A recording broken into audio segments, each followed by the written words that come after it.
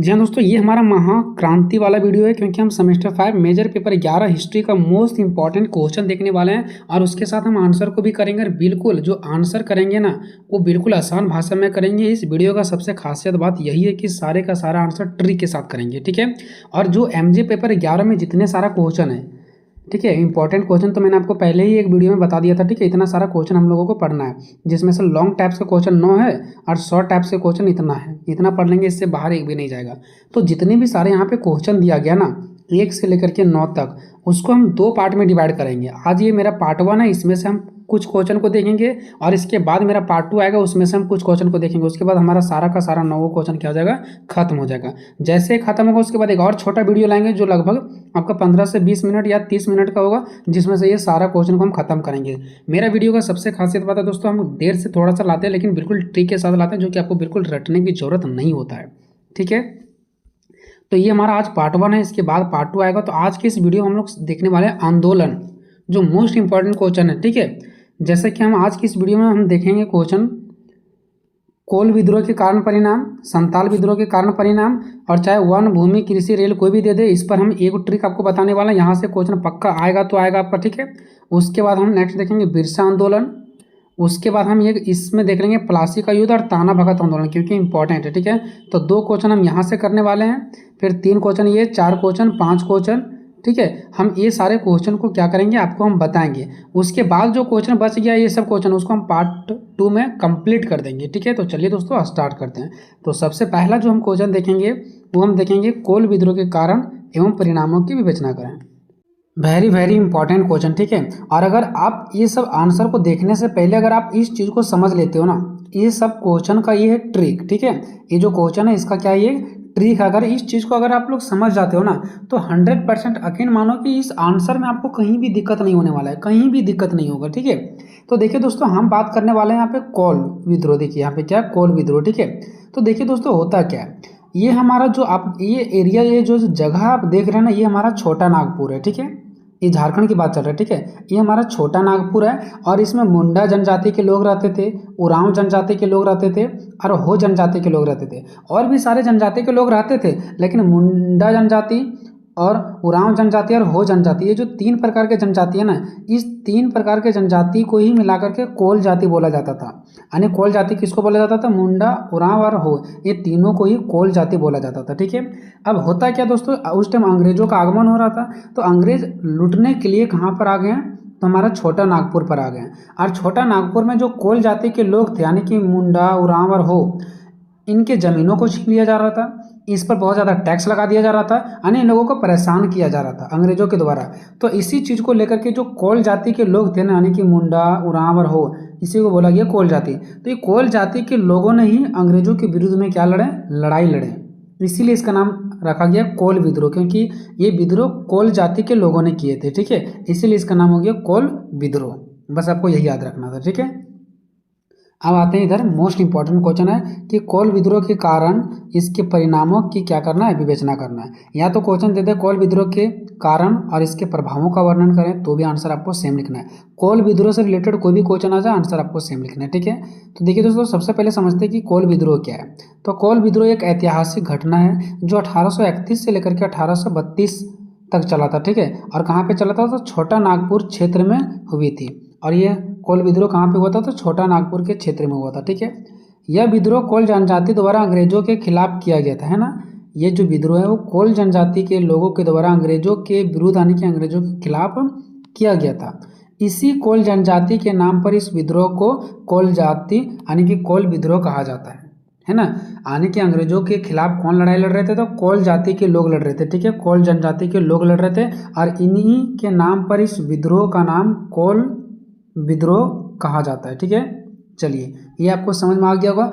आगे इसी का और पॉइंट देखते हैं, ठीक है। यह विद्रोह कोल जाति के प्रति हो रहे शोषण का बदला लेने के लिए किया गया था। यह विद्रोह कोल जाति के लोगों के लिए क्यों था, यानी कि कोल जाति जो थे वो क्यों विद्रोह कर रहे थे, क्योंकि अंग्रेज इसके ऊपर क्या कर रहे थे, शोषण कर रहे थे। इसीलिए शोषण का बदला लेने के लिए ही जो कोल जाति के लोग थे वो अंग्रेजों का क्या कर दिए, विरोध कर दिए। नेक्स्ट देखिए, अंग्रेजों के द्वारा मुंडा, उरांव और हो आदिवासी को ही कोल जाति कहा जाता था। अभी मैंने आपको ऊपर बताया ना कि मुंडा को, उरांव को और हो को, ये जो तीनों प्रकार के जनजाति था ना, इस तीनों को मिला करके ही हमारा एक जाति बनाया गया था जिसका नाम क्या था, कोल जाति। ठीक है, अब आगे देखिए, कोल विद्रोह की खास बात यह थी कि कोल आदिवासी अकेले नहीं लड़ रहे थे।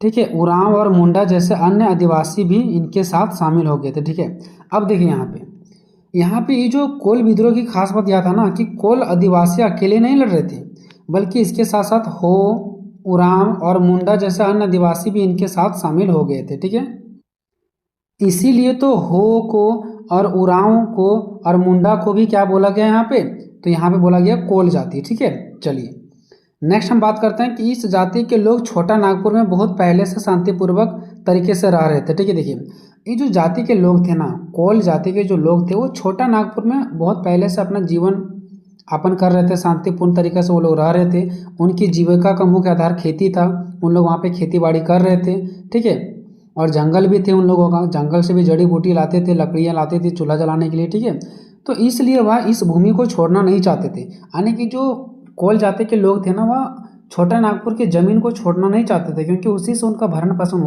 होता था। ठीक है, उनका भरण पोषण होता था। लेकिन अंग्रेज जब आए तो इसके ज़मीनों को छीनने लगे, इसलिए ये विद्रोह बढ़ने लगा। इस भूमि पर गलत होता था तो इसका विरोध करते थे। देखिए, ये भूमि को नहीं छोड़ना चाहते थे, और अगर इस भूमि के साथ गलत होता था, भूमि के साथ गलत होना मतलब अगर इसके भूमि को अंग्रेज छीन लेते थे तो ये उनका विरोध करते थे, क्योंकि वो जो भूमि था ना, उससे इन लोगों ने बहुत गहरा तरीका से जोड़े हुए थे, उसको छोड़ना नहीं चाहते थे ये सब। बात करते हैं कोल विद्रोह का कारण। तो कोल विद्रोह के निम्नलिखित कारण थे। पहला, भूमि अधिग्रहण, भूमि को छीन लिया गया। करों की वृद्धि, यानी टैक्स में वृद्धि कर दिया गया, इन लोगों से टैक्स लिया जाने लगा। अंग्रेज यहाँ पे एक तो खा भी रहे हैं हमारा और हमसे टैक्स भी ले रहे हैं। पारंपरिक अधिकारों का हनन, जो हमारा रीति रिवाज है उसका भी हनन हो रहा है, हमारे रीति रिवाज को खंडन किया जा रहा है, खत्म किया जा रहा है। नए कानून बनाया जा रहा है, ऋणों के बदले जमीन, वो हमें कर्ज दे रहे हैं, और अगर हम कर्ज नहीं लौटा पा रहे हैं तो हमारे जमीन को छीना जा रहा है। नमक पर कर, भाई नमक तो आज के टाइम में सबको खाता है, नमक तो सबको जरूरी है, आज भी और बहुत पहले भी जरूरत था, और इस पर अगर टैक्स लगा दिया जाए भारी मात्रा में तो फिर इंसान का क्या होगा। ठीक है, तो देखते हैं एक एक करके। तो पहला, भूमि अधिग्रहण। ठीक है, ब्रिटिश सरकार ने कोल जनजाति की भूमि को अधिग्रहण करना शुरू कर दिया, यानी कि अपने कब्जे में लेना स्टार्ट कर दिया, जिससे कोल लोगों को अपनी भूमि से वंचित होना पड़ा, जिसकी वजह से जो कोल लोग थे ना, उसको अपनी भूमि से क्या होना पड़ा, वंचित होना पड़ा, अलग होना पड़ा। ठीक है, आगे देखिए, करों की वृद्धि, जो टैक्स है ना, इसमें वृद्धि कर दिए गए। कर मतलब क्या, टैक्स। ब्रिटिश सरकार ने कोल जनजाति पर करों की वृद्धि की। ठीक है, ब्रिटिश सरकार जो यानी कि अंग्रेज थे, वो कोल जनजाति पर करों यानी कि टैक्स का वृद्धि कर दिए, जिससे कोल लोगों को आर्थिक रूप से परेशानी होने लगा। आर्थिक रूप से परेशानी मतलब उनके पास जब पैसा है ही नहीं तो वो टैक्स कहाँ से देंगे, तो इनके आर्थिक रूप से परेशान होने लगे कोल जाति के लोग, है ना। कोल जाति के पास पैसा ही नहीं है, उनका आर्थिक संकट खड़ा हो गया। आगे देखिए, पारंपरिक अधिकारों का हनन। ब्रिटिश सरकार ने कोल जनजाति के पारंपरिक अधिकारों का हनन किया, जिससे कोल लोगों को अपनी सांस्कृतिक और परंपराओं को बनाए रखने में परेशानी हुई। मतलब इनके जो रीति रिवाज, संस्कृति थी, जो इनका परंपरा था, उनको अच्छा से इन लोग, मतलब अगर कोई इन लोगों का संस्कृति रीति रिवाज है उसको खोल करके करने नहीं दिया जाता था, अंग्रेजों द्वारा मना कर दिया जाता था। जैसे कि मैं अगर एक एग्जांपल लूँ तो इन लोगों को कोई भी फेस्टिवल में एक जो बकरा का बलि दिया जाता है, ठीक है, इन पर भी अंग्रेज लोग क्या कर दिए, रोक लगा दिए, जिससे इन लोग नाराज हो गए थे। ठीक है, नए कानून। देखिए, नए भूमि कानूनों के लागू होने के साथ ही बाहरी लोगों द्वारा कोल समुदाय का शोषण किया जाने लगा। देखिए, नया नया कानून बनाने, अंग्रेजों के द्वारा नया नया जो कानून है वो बनाया गया, इससे भी परेशान थे कोल जाति के लोग। और दूसरी, बाहर के लोग भी यहाँ पे आकर के अपना राजपाट चला रहे थे। ठीक है, इससे भी मतलब इन लोग परेशान हो गए, और इस जो आराम से जो शांतिपूर्ण तरीका से अपना छोटा नागपुर में जीवन यापन कर रहा था, वो अब इन लोगों को जीवन यापन करना मुश्किल होने लगा, क्योंकि यहाँ अंग्रेज भी नया कानून बना रहे हैं और बाहर के लोग भी यहाँ आकर के शोषण कर रहे हैं, लोगों के साथ अत्याचार कर रहे हैं। नेक्स्ट है, ऋण के बदले जमीन। मान लिया जाता था, क्या होता था कि जो गरीब व्यक्ति होते थे ना, उसको अंग्रेज तो फिर जो बड़े बड़े लोग रहते थे ना, वो क्या देते थे, इसको कर्ज देते थे। और जब ये कर्ज उससे पहले जानते थे कि ये कर्ज लौटा नहीं पाएंगे, ठीक है, बस उसको एक बहाना चाहिए था, तो इसको कर्ज देते थे और ये कर्ज नहीं लौटा पाते थे, जिसकी वजह से इसके ज़मीन को ही छीन लिया जाता था। तो इसके अलावा स्थानीय लोगों की कई ज़मीनें हैं वो ना लौटाए गए ऋणों के बदले में प्रतिभूति जो है के रूप में ले ली गई थी। ठीक है, मतलब अगर वो ऋण यानी कि जो कर्ज है वो अगर नहीं लौटा पा रहे हैं तो उसके बदले में उसका क्या हो जाता था, उसका जो भूमि है यानी जो उसका जमीन है उसको ले लिया जाता था। नेक्स्ट है नमक पर कर, यानी नमक पर भी टैक्स लगा दिया गया था। ठीक है, एक और परेशानी यह थी कि नमक जैसे उत्पादों की आवाजाही पर कर लगाया गया था। जो नमक एक जगह से दूसरे जगह जाता था, जो नमक बनता था उस पर क्या लगा दिया गया, टैक्स लगा दिया गया, जो एक जगह से दूसरे जगह जाता था। ठीक है, अब नमक में भी लोग परेशान होने लगे। जो पहले स्वतंत्र रूप से ले जाया जाता था, मतलब पहले इस पर कोई पाबंदी नहीं था, नमक एक जगह से दूसरा जगह जा सकता था, आ सकता था, लोग ले सकते थे, खा सकते थे, बट अब उस पर कर लगा दिया गया। कब? जब अंग्रेज सरकार यहाँ पे आती है तब। अब देखिए ऊपर हम लोगों ने अभी 6 कारण पढ़ा जिसकी वजह से कोल विद्रोह होता है। ठीक है, अब आगे देखिए यहाँ पे उपरोक्त कारणों के परिणाम स्वरूप, अभी जो हम लोगों ने ऊपर 6 कारण देखा उसके परिणाम स्वरूप हम कह सकते हैं कि 1831 में छोटा नागपुर के कोल आदिवासी जो ईस्ट इंडिया कंपनी के एजेंटों द्वारा शोषण से परेशान थे, उसके बाद ईस्ट इंडिया कंपनी के खिलाफ विद्रोह कर दिए। देखिए यानी कि अंग्रेजों और जो हमारा कोल जाति के लोगों के प्रति जो लड़ाई हुआ वो क्यों हुआ, क्योंकि अंग्रेज जब आए थे तो अपने कंपनी भी यहाँ पे स्थापित किए थे जिसका नाम था ईस्ट इंडिया कंपनी, और ये अपना फायदा देखना चाहते थे। लेकिन इससे जो कोल जाति के लोग थे वो परेशान थे, है ना। ईस्ट इंडिया कंपनी में जितने सारे एजेंट जो थे काम करने वाले वो अंग्रेज थे, और अंग्रेज भारतीयों पर क्या करते थे, शोषण करते थे। इसलिए ये जो कोल जाति के लोग क्या हो गए थे, परेशान हो गए थे। इसीलिए खिलाफत, ये जो आंदोलन है कोल आंदोलन, ये इसके खिलाफ कर दिए। ठीक है, आगे देखिए विद्रोही कोल। देखिए अब जो विद्रोही है ना, अब कौन कौन थे देखिए, बुद्धू, ठीक है, बुद्धू भगत, जोवा भगत और झिंदराई मानकी, मदारा महतो और अन्य के नेतृत्व में थे। यानी कि जो भारत की ओर से, सॉरी, ये जो हमारा वहाँ पे छोटा नागपुर थे ना, तो छोटा नागपुर में कौन थे, हमारा कौन जाति थे, तो ये हमारा कोल जाति थे। ठीक है, तो कोल जाति की ओर से जो लड़ाई लड़ने वाले नेता थे ना, वो ये सब नेता थे। ठीक है, यही सब जो नेता थे वही हमारा कोल जाति के तरफ से थे। ठीक है, उसमें शामिल थे। अगर नाम नहीं याद रहता तो इस पॉइंट को आप छोड़ सकते हैं। ठीक है, चलिए, एक किसके तरफ थे, कोल जाति के तरफ थे, जो कोल विद्रोह किए थे किसके प्रति, अंग्रेजों के प्रति। अब देखते हैं कोल विद्रोह के परिणाम। जब कोल विद्रोह हो गया तो इसका रिजल्ट क्या निकला, क्या परिणाम निकला इसका, उसके बाद क्या हुआ। ठीक है, तो विद्रोही नेताओं को मार डाला। अब देखिए जो विद्रोही नेता था उसको मार डाला गया। जनजातीय समुदाय पर इसका प्रभाव पड़ा, नीतियों में सुधार किया गया, कोल जनजाति के अधिकारों की मान्यता प्राप्त हुआ। यानी जो कोल जनजाति के लोग जो अधिकार मांग रहे थे ना, उसके अधिकार को मान लिया गया। प्रशासनिक सुधार किया गया, मतलब वहाँ के राजनीतिक व्यवस्था को, नियम कानून अच्छा से बनाया गया। आदिवासी आंदोलन की शुरुआत हुआ। उसके बाद जब कोल विद्रोह खत्म हुआ उसके बाद क्या हुआ, आदिवासी आंदोलन शुरू हो गया। ठीक है, देखिए आगे विद्रोही नेताओं को मार डालना। जो हमारे कोल विद्रोह के नेता जो लोग थे ना, कौन कौन थे, बुद्धू भगत, जोवा भगत, मानकी और मदारा महतो सहित कई विद्रोह नेताओं को अंग्रेजों ने पकड़ लिया और मार डाला। सोचिए, जो हमारे कोल विद्रोह की तरफ से जो लड़ने वाले नेता थे उसको अंग्रेजों ने पकड़ करके मार डाला। ठीक है, दूसरा प्रभाव क्या पड़ा, जनजातीय समुदाय पर इसका प्रभाव पड़ा। विद्रोह के तहत, यानी जो विद्रोह हुआ उसके तहत तो फिर तत्काल बाद जनजातीय समुदाय के लिए तीव्र दमन और कठिनाइयों का दौर आया। जैसे देखिए, अब जैसे ही विद्रोह खत्म हुआ उसके बाद जनजातीय समुदाय के लिए तीव्र दमन और कठिनाइयों का दौर आ गया। जब विद्रोह हुआ तो कहीं ना कहीं लोगों को कठिन मुश्किलें आया कि नहीं आया, तो जनजातियों को और उसके बाद क्या हुआ, कठिन मुश्किलें आया।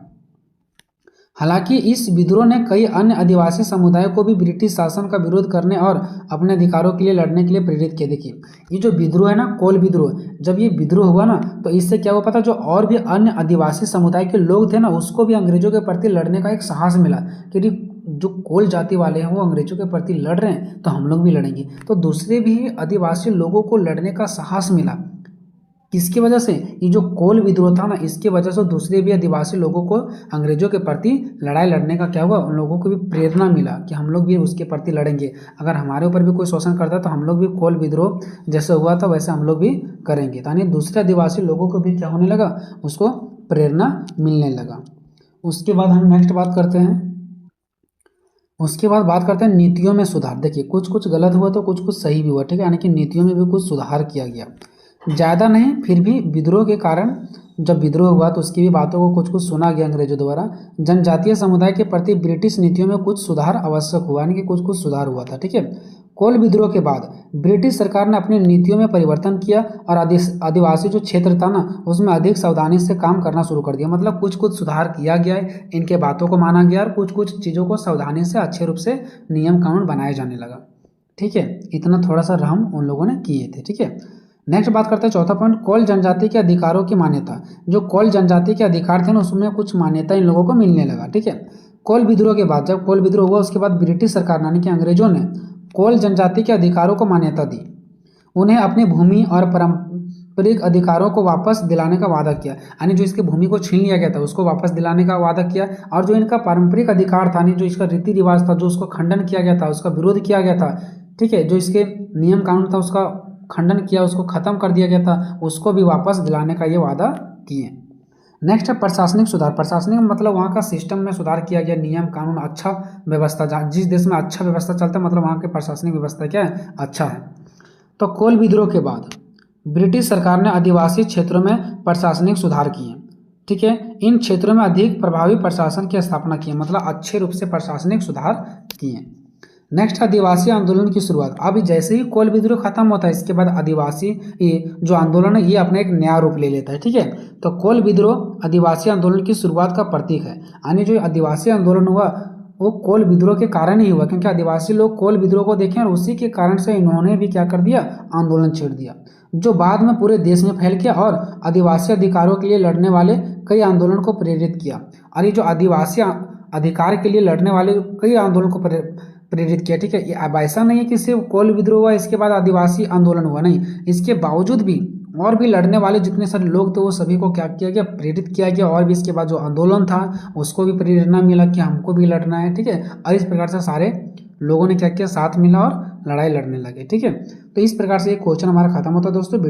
नेक्स्ट क्वेश्चन, संथाल विद्रोह के कारण एवं परिणामों की विवेचना करें। इस क्वेश्चन को समझाने से पहले मैं आपको यहाँ पे एक ट्रिक बता रहा हूँ दोस्तों। इस ट्रिक के माध्यम से आपको बहुत ही बेहतर तरीके से आपको ये क्वेश्चन समझ में आएगा। ठीक है, क्वेश्चन क्या कि संथाल विद्रोह के कारणों एवं परिणामों की विवेचना करना है। ठीक है, और भी सारा क्वेश्चन का जो लिंक है वो डिस्क्रिप्शन में जाकर के देख लीजिए और व्हाट्सएप ग्रुप ज्वाइन कीजिए जहाँ पे आप सभी को PDF वगैरह प्रोवाइड करवाया जाएगा। ठीक है, यहाँ पे देखिए संथाल विद्रोह है क्या। देखिए दोस्तों, जो संथाल विद्रोह है ना ये हमारा अंग्रेजों और संथाल जनजाति के बीच में हुआ था। ठीक है, अब देखिए दोस्तों, जो अंग्रेज थे, ठीक है, और जमींदार थे वो एक तरफ थे और संथाल जनजाति एक तरफ थे। ठीक है, और ये सब जो अंग्रेज और जमींदार थे वो मजा लेते थे किसका, संथाल जनजातियों का। क्यों, क्योंकि देखिए अंग्रेज लोग तो यहाँ से आते थे और अपना अधिक से अधिक लाभ कमाना चाहते थे। जमींदार कौन होते थे, जमींदार जिसके पास बहुत ज़्यादा जमीन होता था, और ये संथाल लोगों से कर मतलब टैक्स लेने का काम करते थे। ठीक है, और ये टैक्स देते थे अंग्रेजों को, मतलब ये दोनों मिली भगत थे। ठीक है, तो इस प्रकार से अंग्रेजों और जो जमींदार लोग अत्याचार कर रहे थे किसके ऊपर, संथाल जनजातियों के ऊपर, इससे बहुत ज़्यादा टैक्स ले रहे थे। ठीक है, तो यही सब को लेकर के क्या हुआ, ये दोनों के बीच में एक विद्रोह हो गया जिसका नाम है संथाल विद्रोह। संथाल विद्रोह इसका नाम इसलिए क्योंकि ये संथाल जनजाति के द्वारा किया गया था। ठीक है, चलिए संथाल विद्रोह क्या है, तो संथाल विद्रोह एक ऐतिहासिक घटना है जो 1855 से 1856 तक चला। ये बिहार में, झारखंड में और ओडिशा के संथाल जनजातियों के बीच हुआ था। ठीक है, बिहार में भी हुआ, झारखंड में भी हुआ और ओडिशा में भी हुआ। ठीक है, और ये संथाल जनजातियों के बीच हुआ था। ठीक है, क्योंकि अंग्रेजों द्वारा संथाल जनजातियों को परेशान किया जाता था। ठीक है, विद्रोह जो है ना, यह विद्रोह अंग्रेजों के खिलाफ किया गया था जो उस समय भारत पर शासन कर रहे थे। उस टाइम अंग्रेज हमारे भारत पर शासन कर रहे थे और इसी के विरोध में ये संथाल विद्रोह उत्पन्न हुआ था। इस विद्रोह को हम संथाल होल के नाम से भी जानते हैं। ठीक है, चाहे संथाल विद्रोह आ जाए चाहे संथाल होल आ जाए, ये दोनों हमारा क्या है, एक ही है। ठीक है, चलिए आगे देखते हैं। इस विद्रोह का मुख्य कारण अंग्रेजों द्वारा लागू की गई भू राजस्व व्यवस्था और जमींदारों का अत्याचार था। यानी इस विद्रोह को क्यों लाना पड़ा, आखिर संथाल जनजाति विद्रोह को क्यों सामने लाके खड़ा कर दिया, आखिर विद्रोह क्यों किए, क्योंकि भू राजस्व व्यवस्था, यानी भू राजस्व मतलब जो जमीनों से, यानी कि जो खेती करते थे ना उसके बदले जो टैक्स लिया जाता था, भू राजस्व व्यवस्था मतलब समझ जाओ टैक्स। और जमींदार लोग क्या कर रहे थे, अत्याचार करते थे, एक तो टैक्स का और एक जमींदार लोग, ये दोनों क्या करते थे, यानी कि जो वहाँ के संथाल जनजाति थे उसके ऊपर दबाव डालते थे। ठीक है, तो ये दोनों से वहाँ के लोग क्या होंगे, परेशान हो गए। ठीक है, जमींदार ही क्या लेने का काम करते थे, टैक्स लेने का काम करते थे। ठीक है, चलिए, अंग्रेज लोग जमींदारों को भेज देते थे कि जाओ जितने भी सारे लोग हो उससे सभी लोगों से क्या करके आओ, टैक्स को इकट्ठा करके लाओ और मुझे दो। ऐसा अंग्रेज जमींदारों को भेजते थे जनता के पास। ठीक है, चलिए नेक्स्ट बात करते हैं, सरकार ने इस आंदोलन का दमन करने के लिए विद्रोह ग्रस्त क्षेत्रों में मार्शल लॉ लागू कर दिया। देखिए सरकार, अब जब मान लो कि यहाँ के जो लोग थे, संथाल जनजाति के जो लोग थे, इन्होंने संथाल विद्रोह कर दिया, तो इस विद्रोह को रोकने के लिए जो अंग्रेज थे ना, वो मार्शल लॉ लागू कर दिया। मार्शल लॉ का मतलब होता है कि वहाँ पे जो भी नियम कानून चलेगा वो सैनिकों का चलेगा, यानी कि मेरा चलेगा, आप लोगों का चलने वाला नहीं है। ठीक है, मार्शल लॉ लागू कर दिया। किंतु सरकार को शांति स्थापित करने के लिए, क्योंकि इधर तो एक विद्रोह चल रहा है और उधर से सरकार अपना नियम कानून बना रही है, तो इसको शांति करने के लिए, ताकि लोग शांत हो जाए, इसके लिए इनकी मांगों को स्वीकार किया गया। यानी कि इनके मांगों को, जो संथाल जनजाति के द्वारा जो लोग मांग कर रहे थे, इसके मांगों को मान लिया गया। ठीक है, इसकी शुरुआत संथाल परगना में हुई, जो अब आधुनिक झारखंड का हिस्सा है। ये जो परगना है ना दोस्तों, एक जगह है, ये जो परगना है एक जगह है, ये वो जगह है दोस्तों जो संथाल लोगों का क्षेत्र आता है। अंग्रेजों के द्वारा बोल दिया गया कि जाओ ये जगह जो है वो आप लोगों का है, संथाल लोगों का है। ठीक है, तो ये परगना जो अभी झारखंड में है, ठीक है, अभी के टाइम में, वर्तमान टाइम में अगर मैं बात करूं तो ये जगह झारखंड में। ठीक है, और उस टाइम ये जगह इन लोगों को दिया गया था, संथाल लोगों के लिए, इसलिए ताकि ये इनके नाम से होते थे। ठीक है, यानी ये संथाल क्षेत्र होते थे। ठीक है, चलिए संथाल विद्रोह का कारण, अब इसका कारण देखते हैं। पहला आर्थिक कारण, आर्थिक मतलब पैसों से रिलेटेड, जैसे हम अगर कमा रहे हैं तो ये हमारा आर्थिक हो गया। ठीक है, फसल बेच रहे हैं और उससे जो इनकम हो रहा है वो आर्थिक हो गया। आर्थिक मतलब हमारा पैसा हो गया, धन दौलत। राजनीतिक मतलब, राजनीतिक तो आप लोग जानते ही हैं, राजनीतिक मुद्दा। सामाजिक मतलब जो समाज से जुड़ा हो। और तत्कालिक कारण जो होता है जो कुछ इंपॉर्टेंट हो, तत्कालिक कारण कुछ जो इंपॉर्टेंट हो, नाम से ही पता चल रहा है। देखते हैं आर्थिक कारण, तो आर्थिक कारण के अंतर्गत आता है भूमि अधिग्रहण, यानी अंग्रेजों ने संथालों की जमीनें छीन ली और उन्हें बेगार और कर्ज में डाल दिया, यानी कि उसको बेगार कर दिया, जमीनों से हटा दिया और उन्हें और भी ज़्यादा कर्ज में डाल दिया। ये सब आर्थिक के अंतर्गत आएगा। ठीक है, नेक्स्ट है करों की वृद्धि, यानी कि टैक्स में वृद्धि कर दिया गया। अंग्रेजों ने संथालों पर करों की वृद्धि की, जिससे उन्हें आर्थिक रूप से परेशान किया गया, है ना, लोगों को परेशान किया गया। करों में वृद्धि, इसी के नीचे देखिए, संथाल जब कृषि कर नहीं चुका पाते थे, यानी जो संथाल लोग जो थे ना, वो जब कृषि का कर, यानी जो कृषि खेती करते थे उसका जब टैक्स नहीं चुका पाते थे ना, तो साहूकार जो सेठ होते थे वो ऋण लेते थे सेठ से, फिर वह सही समय पर ऋण ना जमा करने के कारण उनकी जमीन साहूकार द्वारा छीन लिया जाता था। मतलब क्या होता था, देखिए कितना अच्छा नियम लागू करते थे। किसानों को पहले दिया जाता था ऋण यानी कर्ज, और जब किसान कर्ज को नहीं लौटा पाते थे तो जो साहूकार सेठ होते थे ना, वो उसके ज़मीन को ही अपने कब्जा में हड़प लेते थे। जैसे 10 रुपये दिया और उसका फाइन उन जोड़ करके 10,000 कर देते थे और इस तरह से उसका ज़मीन ले लेते थे। तीसरा है सूदखोरों का अत्याचार, जो सूद खाते थे। सूद मतलब जो हम आपको पैसा दिए उसके बदले हम सूद खा रहे हैं, ठीक है, जो फाइन ले रहे हैं, तो उन लोगों ने भी बहुत ज़्यादा अत्याचार किया इन लोगों पर। तो सूदखोरों ने संथाल को कर्ज में डाल दिया, यानी इसको पैसा देते थे 10 रुपया, जोड़ते थे 100 रुपया, ठीक है, और उन्हें ज़मीन से बेदखल कर दिया क्योंकि ज़मीन छीन लिया जाता था। ठीक है, वनों पर रोक, यानी देखिए संथाल लोग कहाँ से अपना जीवन रोटी चलाते थे, जंगल से चलाते थे, और इन्हें जंगल जाने से ही मना कर दिया गया। नए वन कानून के द्वारा, यानी कि नया कानून बना दिया गया कि अब इससे कोई भी जंगल नहीं जाएगा। तो नए वन कानून के द्वारा जनजातियों को वन जाने से प्रतिबंध कर दिया गया, जबकि उनका पूरा जीवन जंगलों पर ही निर्भर होता था। नेक्स्ट है बेरोजगारी की मुद्दा। बेरोजगारी और बढ़ गया, क्यों बढ़ गया? रेल मार्ग के निर्माण, उस टाइम अंग्रेजों द्वारा रेल बिछाया जाता था, रेल का काम करवाया जाता था। ठीक है, उस टाइम संथाल के लोगों को जबरदस्ती काम करवाया जाता था और उसके बदले कोई भी पैसा नहीं दिया जाता था। दूसरा है राजनीतिक कारण। राजनीतिक कारण में आएगा अंग्रेजों का शासन। सबसे पहले इन लोगों ने अपना शासन चलाया यहाँ पे। ठीक है, अंग्रेजों ने संथालों के क्षेत्र पर अपना शासन स्थापित किए। जगह है संथालों का, नियम कानून चलना चाहिए संथालों का, लेकिन वहाँ पे अंग्रेज अपना शासन चला रहे हैं, जिससे संथालों को अपने अधिकारों का हनन महसूस हुआ। उन लोगों को लगा कि हमारे अधिकारों के साथ क्या हो रहा है, गलत हो रहा है। दूसरा प्रशासनिक व्यवस्था, वहाँ का जो व्यवस्था था वो देखिए क्या होता है, अंग्रेजों ने संथालों के क्षेत्र में अपनी प्रशासनिक व्यवस्था स्थापित की, मतलब वो अपने ढंग से चलाएंगे वहाँ पे, ठीक है, जिससे संथालों को अपने पारंपरिक अधिकारों का हनन महसूस हुआ, जिससे उन लोगों को लगा कि हमारा रीति रिवाज सारा क्या हो रहा है, खत्म हो रहा है। नेक्स्ट है सामाजिक कारण। सामाजिक कारण में पहला है आपका सांस्कृतिक हनन, यानी कि उनका सांस्कृतिक जो रीति रिवाज था वो धीरे धीरे खत्म होते जा रहा था, ठीक है। अंग्रेजों ने संथालों की सांस्कृतिक और परंपराओं का हनन किया, जिससे संथालों को अपनी सांस्कृतिक पहचान का हनन महसूस हुआ, उन लोगों को लगा कि हमारा संस्कृति का क्या हो रहा है, हनन हो रहा है। पशु बलि पर रोक, जो वो पशु की बलि यानी कि जो बकरा वगैरह का बलि देते थे ना संथाल लोग, इन लोगों का फेस्टिवल हुआ करता था, उस पर भी रोक लगा दिया अंग्रेजों के द्वारा, ठीक है।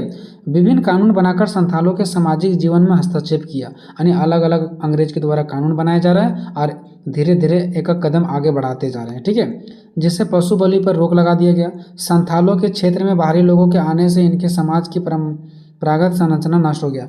एक तो जो पशु की बलि होता था इस पर भी रोक लगा दिया गया, यानी कि इसके धर्म के साथ खिलवाड़ किया गया, और बाहर के भी लोग आकर के इसके मजा लेते थे और अंग्रेज लोग कुछ भी करते नहीं थे। नेक्स्ट है शिक्षा और स्वास्थ्य। अंग्रेजों ने संथालों के क्षेत्र में शिक्षा और स्वास्थ्य सुविधाओं का अभाव देखा गया, यानी उस टाइम संथाल क्षेत्र में जो था ना, संथाल जो जनजाति के लोग थे उसके क्षेत्र में ना बिल्कुल ऐसा सुविधा नहीं था, ना शिक्षा का ना स्वास्थ्य का कोई सुविधा नहीं था, जिससे संथालों को अपने जीवन स्तर में सुधार करने में परेशानी हुई, जिसकी वजह से उन लोग बीमार रहने लगे, उन लोग अच्छा से शिक्षित नहीं हो पाते थे, यानी बहुत ज़्यादा मुश्किलों का इन लोगों को सामना करना पड़ा। नेक्स्ट है तत्कालिक कारण। तत्कालिक कारण क्या, देखिए संथाल विद्रोह का तत्कालीन कारण दरोगा हत्याकांड माना जाता है। दरोगा हत्याकांड क्या है, कौन दरोगा का हत्याकांड कर दिया वो देखिए आगे, जिसमें मामूली चोरी के मामले में दरोगा की सहायता से संथालों को गिरफ्तार कर लिया गया, मतलब हल्का सा चोरी का इंजाम लगाया गया और थोड़ा सा चोरी का इंजाम लगा करके संथाल के जो लोग थे ना उसको अंग्रेजों के द्वारा गिरफ्तार कर लिया गया, मतलब इन लोग फालतू घूम रहे हैं, इनको गिरफ्तार कर लो, थोड़ा सा चोरी के मामला लगा दिया गया और इन लोगों को गिरफ्तार कर लिया गया। अब आगे देखिए क्या होता है, इसके प्रतिक्रिया स्वरूप संथालों ने दरोगा की हत्या कर दी। अब इन लोगों को गुस्सा चढ़ा कि हम चोरी भी नहीं किया और हमारे ऊपर चोरी का आरोप लगा करके आप हमें जेल में डाल दोगे, तो इन लोगों ने दरोगा को ही क्या कर दिया, खत्म कर दिया, जो कि बहुत बड़ी बात है, इसलिए इसका तत्कालिक कारण माना गया, ठीक है। यहीं से शुरुआत हुई संथाल का विद्रोह, ठीक है।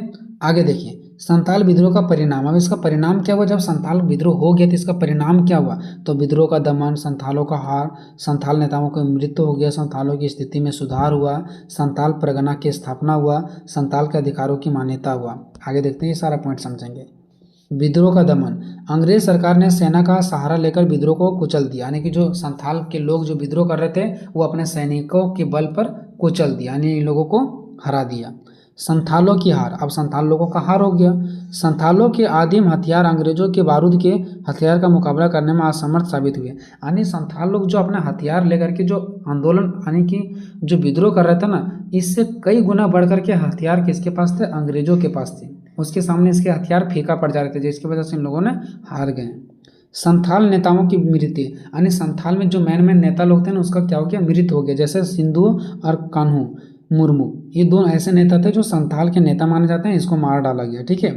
संथालों की स्थिति में सुधार। कुछ कुछ संथालों की स्थिति में सुधार हुआ, जैसे देखिए यहाँ पे विद्रोह के बाद अंग्रेज सरकार ने संथालों की स्थिति में सुधार करने के लिए कुछ कदम उठाए, उन्होंने कुछ थोड़ा सा राम किए और संथालों की स्थिति में कुछ सुधार लाए। पांचवा, संथाल परगना की स्थापना। देखिए जब विद्रोह हुआ ना तो अंग्रेजों के द्वारा बताया गया कि चलिए आपका कुछ ये क्षेत्र है जिसका नाम परगना था, और ये क्षेत्र किसका था, संथाल लोगों का क्षेत्र माना जाता था, यानी संथाल लोगों को कुछ क्षेत्र दिया गया, ठीक है। अंग्रेज सरकार ने संथाल परगना की स्थापना की, जिससे संथालों को अपने अधिकारों की रक्षा करने में मदद मिली, जिसकी वजह से वो लोग अपना क्षेत्र में रह पाते थे और अपना अधिकार को जता पाते थे, ठीक है। नेक्स्ट, संथालों के अधिकारों की मान्यता। अंग्रेज सरकार ने संथालों के अधिकारों को मान्यता दी कि इसे भी कुछ अधिकार मिलेगा अब, ठीक है, जिससे उन्हें अपनी जमीन और संस्कृति की रक्षा करने में मदद मिली, यानी इन लोगों को भी कुछ कुछ अधिकार दिया जाने लगा, ठीक है।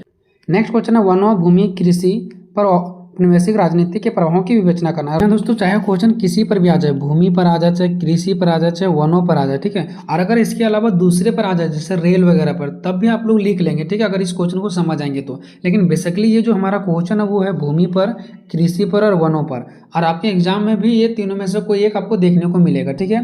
क्वेश्चन क्या रहेगा कि भूमि पर औपनिवेशिक राजनीति के प्रभावों की विवेचना करें, या तो कृषि पर औपनिवेशिक राजनीति के प्रभावों की विवेचना करें, या तो फिर वनों पर औपनिवेशिक राजनीति के प्रभाव प्रभावों की विवेचना करो। देखिए दोस्तों, आपको फुल में से फुल नंबर तो नहीं मिलेगा, 1-2 नंबर कटेगा, लेकिन ये जो मैं आपको आंसर लिखा हूँ ना, ये तीनों पर काम करेगा। ठीक है, भूमि पर भी, कृषि पर भी और वनों पर भी। ठीक है, तो देखते हैं आंसर कैसे आपको राइट करना है। ठीक है, देखिए सबसे पहले आना आपको भूमिका में। ठीक है, सबसे पहले आपको क्या लिखना है, भूमिका पर लिखना है, चाहे क्वेश्चन किसी भी पर भी क्यों ना आ जाए। ठीक है, और भी सारे वीडियो का लिंक डिस्क्रिप्शन में, अगर नहीं देखें तो जाके देख लीजिए, सारा क्वेश्चन को ट्रिक के माध्यम से बता रखे हैं। देखिए, भूमि पर औपनिवेशिक राजनीति के प्रभाव व्यापक और गहरे थे। अगर कृषि पर आ जाता तो यहाँ पे कृषि लिखना है, भूमि नहीं लिखना है। इतना तो आप बीए क्लास में पढ़ रहे थे, इतना तो आपके अंदर नॉलेज होगा ही होगा। ठीक है, तो भूमि पर जो औपनिवेशिक राजनीति का जो प्रभाव है ना, वो व्यापक और गहरे था। भारत में ब्रिटिश औपनिवेशवाद के दौरान भूमि अधिग्रहण यानी भूमि छीन लिया गया। कृषि उत्पादन में कमी, उन लोगों की कृषि के उत्पादन में कमी आया। ठीक है, क्योंकि औपनिवेशिक शासक यहाँ पे आकर के इनके साथ बहुत ज़्यादा गलत कर रहे थे। ठीक है, इसके अलावा आर्थिक रूप से शोषण हुआ, सामाजिक असमानता हुआ, समाज में असमानता फैला हुआ था। ठीक है, राजनीतिक अस्थिरता भी बढ़ गई, यानी जो उस टाइम राजनीतिक व्यवस्था तो अच्छे ढंग से नहीं चल पा रही थी। तो ये सब कमी देखने को मिला। ठीक है, चलिए उसके बाद आगे बात करते हैं। औपनिवेशिक शासन के आगमन से, जैसे ही औपनिवेशिक शासक आते हैं, ठीक है, उसके आगमन से जो लोग वनों पर निर्भर थे यानी जंगलों पर निर्भर थे, ठीक है, जिनका रोजी रोटी जंगल से ही चलता था और जंगलों को काटकर वो अपना कृषि के लिए भूमि योग्य जमीन बनाते थे, यह सब खत्म हो गया। मतलब जैसे ही औपनिवेशिक शासक यहाँ पे कदम रखते हैं, उसके बाद जो लोग जंगलों का लकड़ियाँ काटते थे, जंगलों की लकड़ी को काट करके ज़मीन बनाते थे, वहाँ खेती करते थे, जंगलों से जड़ी बूटी लाते थे, वो सारा सिस्टम इन लोगों का खत्म हो गया। क्यों? क्योंकि यहाँ पे अंग्रेजों आकर के इनको जंगलों से हटा दिया गया, अपने फ़ायदा के लिए जंगल से इनको विस्थापित कर दिया। विस्थापित मतलब वहाँ से उनको हटा दिया गया। ठीक है, और इसी कारण कई सारे आंदोलन भी हुए। ठीक है, वनों से विस्थापित होने के कारण इनका रोजी रोटी की समस्या उत्पन्न होने लगी। विस्थापित मतलब जब जंगलों से इनको हटा दिया गया तो इनके रोजी रोटी से समस्या उत्पन्न होने लगा, है ना, रोजी रोटी से संबंधित इनका समस्या उत्पन्न होने लगा। नेक्स्ट देखिए, अब यह लोग नहीं, अब ये लोग ना ही यहाँ पे ना ही है। ठीक है, अब यह लोग ना ही जंगलों से, देखिए दोस्तों थोड़ा सा टाइपिंग में मिस्टेक हो गया था। ठीक है, अब यह लोग ना ही क्या कर सकते हैं, जंगलों से लकड़ियाँ ला सकते थे और ना ही ज़मीनों पर कृषि कर सकते थे, और कुछ ज़मीन जो बच भी गया था ना, उसे भी कर्ज ना चुकाने पर छीन लिया गया। मतलब देखिए, अब जब इसको जंगल से हटा दिया गया तो अभी ना तो जंगल से क्या ला सकते हैं, लकड़ी ला सकते हैं, ना ही अब वहाँ पे वो कृषि कर सकते हैं यानी खेती बाड़ी कर सकते हैं। बाकी कुछ ज़मीन बच भी गया था ना, तो उसको कर्ज ना चुकाने पर ले लिया गया था। यानी जो किसान लोग कर्ज लेते थे ज़मींदारों से, और जो जब कर्ज नहीं दे पाते थे तो ज़मींदार लोग इनके ज़मीन को ही छीन लेते थे, ज़मीन को ही हड़प लेते थे। ठीक है, आगे देखिए, औपनिवेशिक शासक के अत्याचार से अनेक प्रकार के आंदोलन भी शुरू हुए। यहाँ पे बहुत प्रकार के आंदोलन भी शुरू हुए। ठीक है, जैसे संताल विद्रोह हो गया आपका, कोल विद्रोह हो गया आपका, तो ये सब बहुत सारे आंदोलन भी यहाँ पे क्या हुआ, शुरुआत करना पड़ा यहाँ के लोगों को। क्यों? क्योंकि इन लोगों के साथ अत्याचार अत्याधिक बढ़ता हुआ चला जा रहा था। ठीक है, आगे देखिए, कृषकों के पास ना ही कृषि के साधन थे और ना ही कृषि में निवेश करने के लिए धन थे। मतलब ना उनके पास कृषि करने के लिए कोई साधन था, ना ही कृषि में खर्च करने के लिए उनके पास पैसा था। जमींदारों का गांवों से कोई संबंध नहीं था, यानी जिसके पास बहुत ज़्यादा जमीन होता था ना, वो गांव से कोई मतलब नहीं रखते थे, बस किसान से उनको पैसा लेना, बस इतना ही तक उसका संबंध था। तथा सरकार द्वारा कृषि तकनीकी एवं कृषि से संबंधित शिक्षा पर व्यय किया जाने वाला धन अत्यल्प था। मतलब सरकार भी कृषकों के लिए कुछ भी उपाय नहीं करते थे, ना ही यहाँ पे के शिक्षा व्यवस्था के लिए कुछ करते थे। मतलब ये ना के बराबर ही करते थे, इस पर कोई भी धन खर्च नहीं करते थे। ठीक है, और किसानों का जमीन धीरे धीरे उनके हाथों से छूटता चला जा रहा था, और किसानों का जो जमीन था ना, धीरे धीरे उनके हाथों से छूटता चला जा रहा था, क्योंकि सारे जमींदार लोग लेते चलने जा रहे थे। ठीक है, इन सभी कारणों से भारतीय कृषि का धीरे धीरे पतन होने लगा। इसकी वजह से भारत के जो लोग की जो कृषि करने वाले लोग थे वो धीरे धीरे क्या होने लगे, खत्म होने लगे, और उनकी उत्पादकता बहुत कम हो गई, यानी कि वो कृषि को उपजा नहीं पा रहे थे। ठीक है, क्योंकि ज़मीन ही नहीं था, और अगर ज़मीन भी होता था तो पैसा नहीं होता था।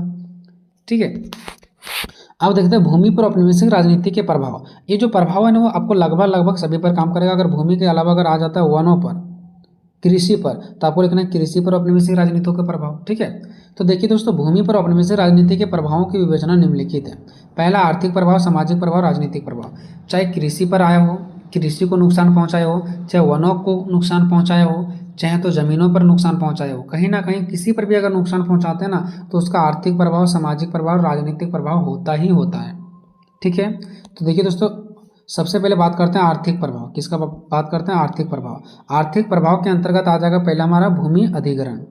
भूमि अधिग्रहण यानी कि इन लोगों को जो भूमि था उस पर बहुत ज़्यादा टैक्स लग चुका था, भूमि को छीन लिया गया था, ठीक है। तो औपनिवेशिक शासक ने भूमि अधिग्रहण की नीति अपनाई, जिससे स्थानीय लोगों को अपनी ज़मीन से वंचित किया गया। यानी कि इन्होंने क्या किया, ज़मीन का नीति बनाया और इसके अंतर्गत सारे किसानों से ज़मीन छीन लिया गया। आगे बात करते हैं कृषि उत्पादन में कमी। अब जब भूमि ही इनके पास नहीं बचा हुआ तो निश्चित सी बात है कि कृषि की जो उपज है उसमें कमी आएगा, ठीक है। औपनिवेशिक शासक ने कृषि उत्पादन में कमी की, जिससे खाद्य संकट उत्पन्न हुआ। औपनिवेशिक शासन बहुत ज़्यादा टैक्स लगा चुके थे, ज़मीनों को हड़प रहे थे, इनके ऊपर अत्याचार कर रहे थे, सही से इनको फसल उगाने का मौका नहीं दे रहे थे, है ना। तो कहीं ना कहीं इस वजह से क्या हुआ पता है, खाद्य संकट की समस्या उत्पन्न होने लगा, है ना, खाने पीने की समस्या उत्पन्न होने लगा। नेक्स्ट हमारा आर्थिक शोषण। आर्थिक शोषण मतलब ये देखिए क्या हुआ, औपनिवेशिक शासन ने स्थानीय लोगों का आर्थिक शोषण किया। यानी जो औपनिवेशिक शासक थे ना वो स्थानीय लोगों का आर्थिक शोषण किया, ठीक है। आर्थिक शोषण मतलब होगी दोस्तों, इनके पास ना पैसा बचा था ना जमीन बचा था, ये सब हमारा आर्थिक शोषण में आ जाएगा, ठीक है। जिससे उन्हें गरीबी और वंचना का सामना करना पड़ा, जिसकी वजह से इन लोगों को गरीबी का सामना करना पड़ा, भूखे का सामना करना पड़ा, बुरे दिनों का सामना करना पड़ा, ठीक है। अब बात करते हैं सामाजिक प्रभाव। इसका समाज में क्या क्या प्रभाव पड़ा। तो सामाजिक संरचना में परिवर्तन, समाज के संरचना, जो समाज का बनावट था, जो समाज का रेगुलेशन था, नियम था, उसमें भी बदलाव देखने को मिला। औपनिवेशिक शासक ने सामाजिक संरचना में परिवर्तन किया, जिससे स्थानीय समुदाय को अपनी पारंपरिक जीवन शैली से वंचित किया गया। यानी जो उनकी परंपरा था, जो उनकी रीति रिवाज था, उसको भी खंडन किया गया। इनके रीति रिवाज संस्कृति के साथ क्या किया गया, खिलवाड़ किया गया। नेक्स्ट है सांस्कृतिक हनन, यानी संस्कृति के साथ गलत किया गया। औपनिवेशिक शासन ने इनके सांस्कृतिक हनन किया, जिससे स्थानीय लोगों की सांस्कृतिक और परंपराओं को नुकसान पहुंचा। यानी इन लोगों को खुल करके जीने का भी अधिकार नहीं था उस समय। इनके भी जो रीति रिवाज था ना उस पर भी जैसे एक जलन की भावना कैसे होती है, उस जलन की भावना के कारण इनके संस्कृति को भी खंडन किया गया। नेक्स्ट है सामाजिक असमानता। समाज में असमानता फैल गया, ठीक है। औपनिवेशिक शासन ने सामाजिक असमानता को बढ़ावा दिया, जिससे स्थानीय लोगों को अपने अधिकारों से वंचित किया गया। उनके जो अधिकार था, जो समाज में अधिकार मिलता है, वो उन लोगों को नहीं मिल पा रहा था। नेक्स्ट है राजनीतिक प्रभाव। राजनीतिक में इसका क्या क्या प्रभाव पड़ा, ठीक है। तो राजनीतिक शोषण, पहले रूप से राजनीतिक रूप से इनके ऊपर शोषण हुआ। अलग अलग राजनीतिक मतलब क्या आ जाएगा, इसमें बहुत सारे नियम कानून बनाया गया और ये नियम कानून कहीं ना कहीं लोगों के शोषण का कारण बना, ठीक है। तो औपनिवेशिक शासन ने राजनीतिक शोषण किया, जिससे स्थानीय लोगों को अपने राजनीतिक अधिकारों से वंचित कर दिया गया। नेक्स्ट है राजनीतिक अस्थिरता। राजनीतिक अस्थिर हो गया, ठीक है। तो औपनिवेशिक शासन ने राजनीतिक अस्थिरता को बढ़ावा दिया, जिससे स्थानीय लोगों को अपने राजनीतिक भविष्य के बारे में चिंतित होना पड़ा, ठीक है, चिंतित होना पड़ा। क्योंकि उस टाइम बहुत अलग अलग तरीका का कानून व्यवस्था आने लगा। इन लोगों को लगा कि हमारा जीवन इस प्रकार से टिकने वाला नहीं है, तो अपने जीवन को लेकर के बहुत ज़्यादा चिंतित होने लगे। नेक्स्ट है राजनीतिक स्वतंत्रता की मांग।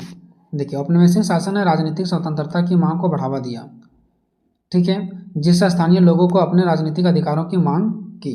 यानी इन लोगों को जब लगने लगा कि मेरे साथ गलत हो रहा है, तो कहीं ना कहीं इन लोगों ने राजनीतिक स्वतंत्रता की मांग की है और उसके बाद इन्होंने क्या किया, अपने अधिकारों के प्रति भी मांग को उजागर किए।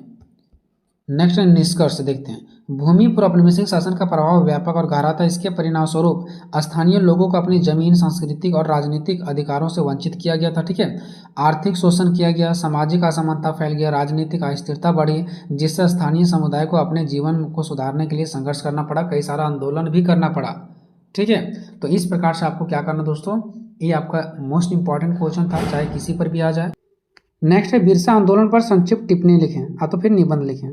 आपको हम बताने वाले हैं बिरसा आंदोलन पर संक्षिप्त निबंध लिखें, या बिरसा मुंडा आंदोलन पर संक्षिप्त टिप्पणी लिखें, या बिरसा मुंडा विद्रोह पर संक्षिप्त टिप्पणी लिखें, ठीक है।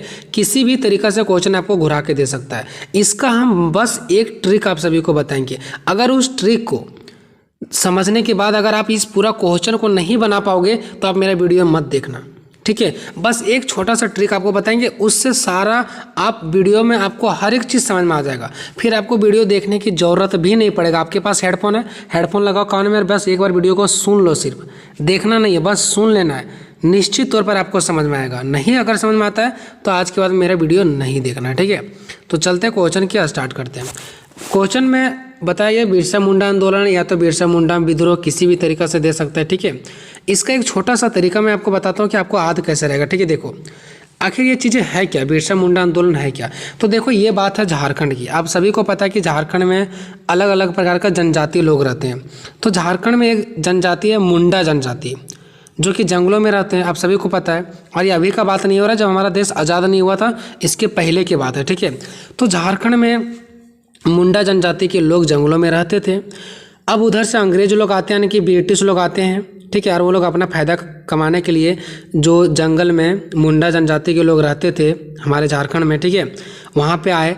और उन लोगों ने क्या किया, अपना फ़ायदा कमाने के लिए इन लोगों का खेती को छीना गया, इन लोगों से पैसा लिया गया, इन लोगों से जबरन काम करवाया गया। तो इन लोगों से बर्दाश्त नहीं हुआ, ठीक है। इन लोगों को बहुत ज़्यादा बुरा लगा।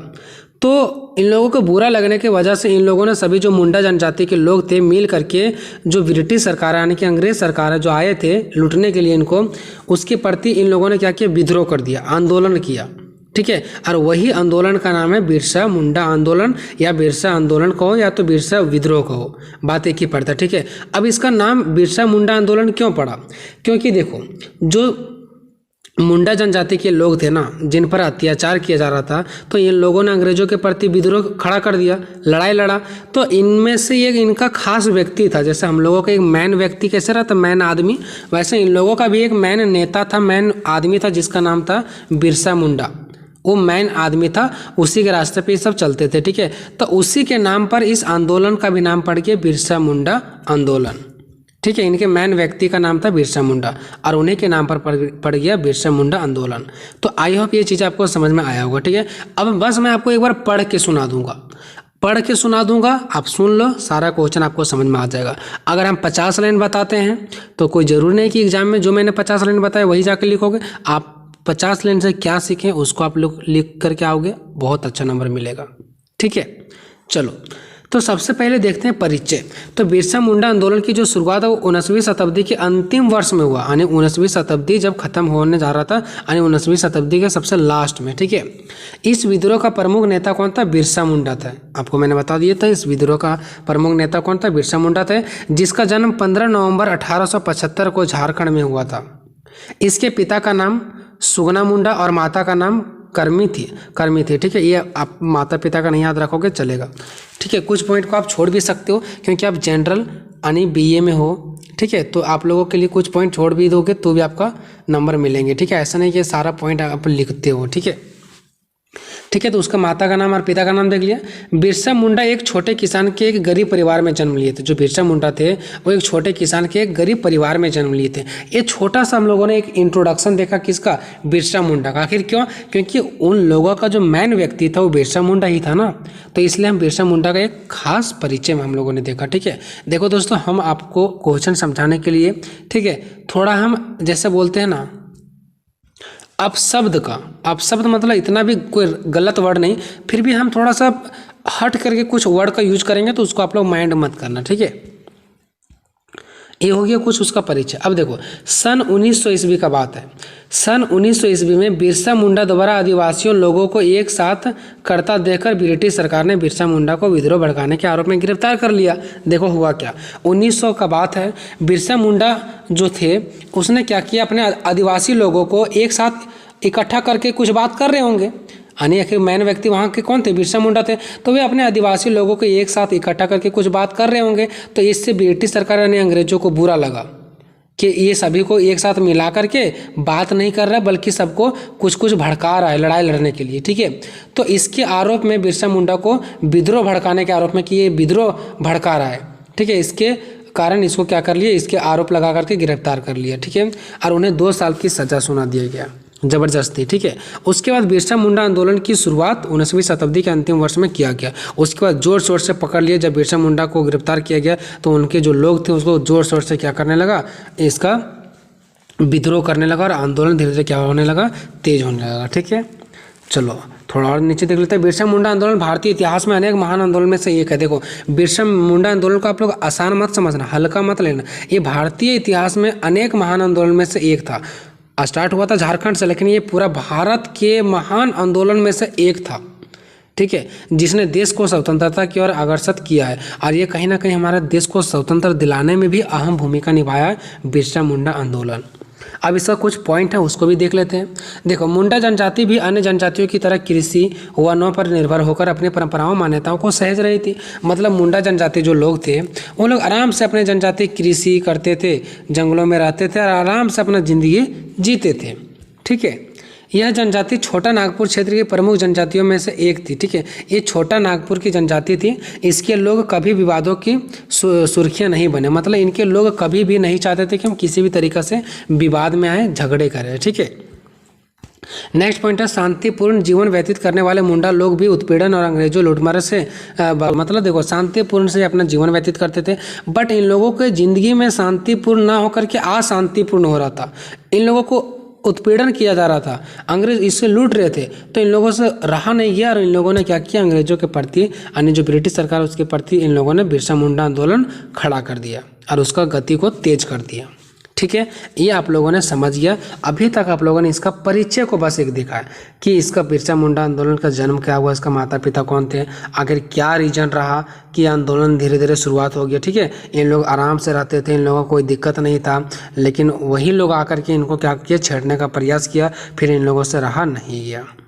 अब यहाँ पे आते हैं बिरसा मुंडा आंदोलन का मेन कारण क्या था, आखिर लोगों से क्यों नहीं रहा गया, लोगों के साथ क्या ऐसा चीज़ें गलत हो गया, क्या अंग्रेज आकर के उनके प्रति क्या उसके प्रति गलत किया लोगों पर, ताकि इन लोगों से रहा नहीं गया और उसके वजह से आंदोलन खड़ा हो गया। आखिर क्या कारण था, ये आंदोलन होने का मेन कारण क्या था। हालांकि इसके पहले भी मैंने कारण देख लिया कि इनके साथ गलत किया जाता था। ठीक है, लेकिन मेन कारण क्या था, तो देखो बिरसा मुंडा आंदोलन के निम्नलिखित कारण थे। एक आर्थिक कारण, सामाजिक कारण, राजनीतिक कारण, धार्मिक कारण, सांस्कृतिक कारण। हम 5 कारण बताएं। क्या कोई ज़रूरी कि एग्जाम में आप 5 ही लिखो और मेरा ही बताए हुए चीज़ लिखो? ठीक है, तो जैसे भी आपको नंबरिंग में याद रहता है वो लिखो। पहले आर्थिक कारण तो आर्थिक कारण लिख लो, अगर आपको दूसरा नंबर पर याद आ गया सांस्कृतिक कारण तो वो लिख लो। ठीक है, अब आपको मैं पहले बता दूं, आर्थिक कारण में सिर्फ पैसों से रिलेटेड ही बात किया जाएगा। ठीक है, आर्थिक मीन्स होता है आपका पैसा से रिलेटेड। ठीक है, तो इसमें सिर्फ पैसों से रिलेटेड ही यहाँ पे बात किया जाएगा, जैसे टैक्स वगैरह के बारे में कि इन लोगों से टैक्स लिया जाता था, इन लोगों को पैसा छीन लिया जाता था, इस टाइप से। ठीक है, आर्थिक के कारण के अंदर ये आ जाएगा। फिर सामाजिक कारण मतलब ये समाज से संबंधित आएगा। राजनीतिक कारण मतलब जैसे आप देखते होंगे कि जब 2 लोग रहते हैं और एक लोग किसी के पक्ष में ज़्यादा बोलता है, किसी और से होकर के ज़्यादा बोलता था, हम बोलते हैं देखो फिर ये राजनीति करने लगा, यहाँ राजनीतिक वाला बात हो गया, तो एक राजनीतिक कारण हो सकता है। धार्मिक कारण जो हमारा धर्म से संबंधित रहता है, जैसे लड़ा दिया जाता था कि ये जाति तुम्हारे जाति का विरोध करता है, तुम्हारे जाति को गाली देता है, इस प्रकार से भी पहले लड़ाई झगड़ा करवा दिया जाता था। ठीक है, सांस्कृतिक कारण, हमारा रीति रिवाज अलग है। ठीक है, तो इसकी वजह से भी झगड़े हो जाते थे। तो ये सब चीज़ें हम लोग देखेंगे। ठीक है, बस पढ़ देंगे आपको समझ में आ जाएगा। आर्थिक कारण जो कि पैसों से संबंधित है। ठीक है, आखिर आर्थिक कौन सा ऐसा कारण था जो इन लोगों ने लड़ाई लड़ दिया। ठीक है, तो देखो मुंडा जनजाति के मध्य खेती की एक विशेष प्रणाली प्रचलित था, यानी कि जो मुंडा जनजाति लोग थे झारखंड में आराम से क्या करते थे, खेती करते थे, जिसके अंतर्गत कृषि सामूहिक भूमि वास्तविक स्वामित्व के द्वारा संचालित होते थे। मतलब इन लोग खुद खेती करते थे और खेती का जो खुद ही स्वामी रहते थे। स्वामित्व मतलब ये खुद खेती करते थे और उसका मालिक भी खुद ही रहते थे। ठीक है, इन लोग।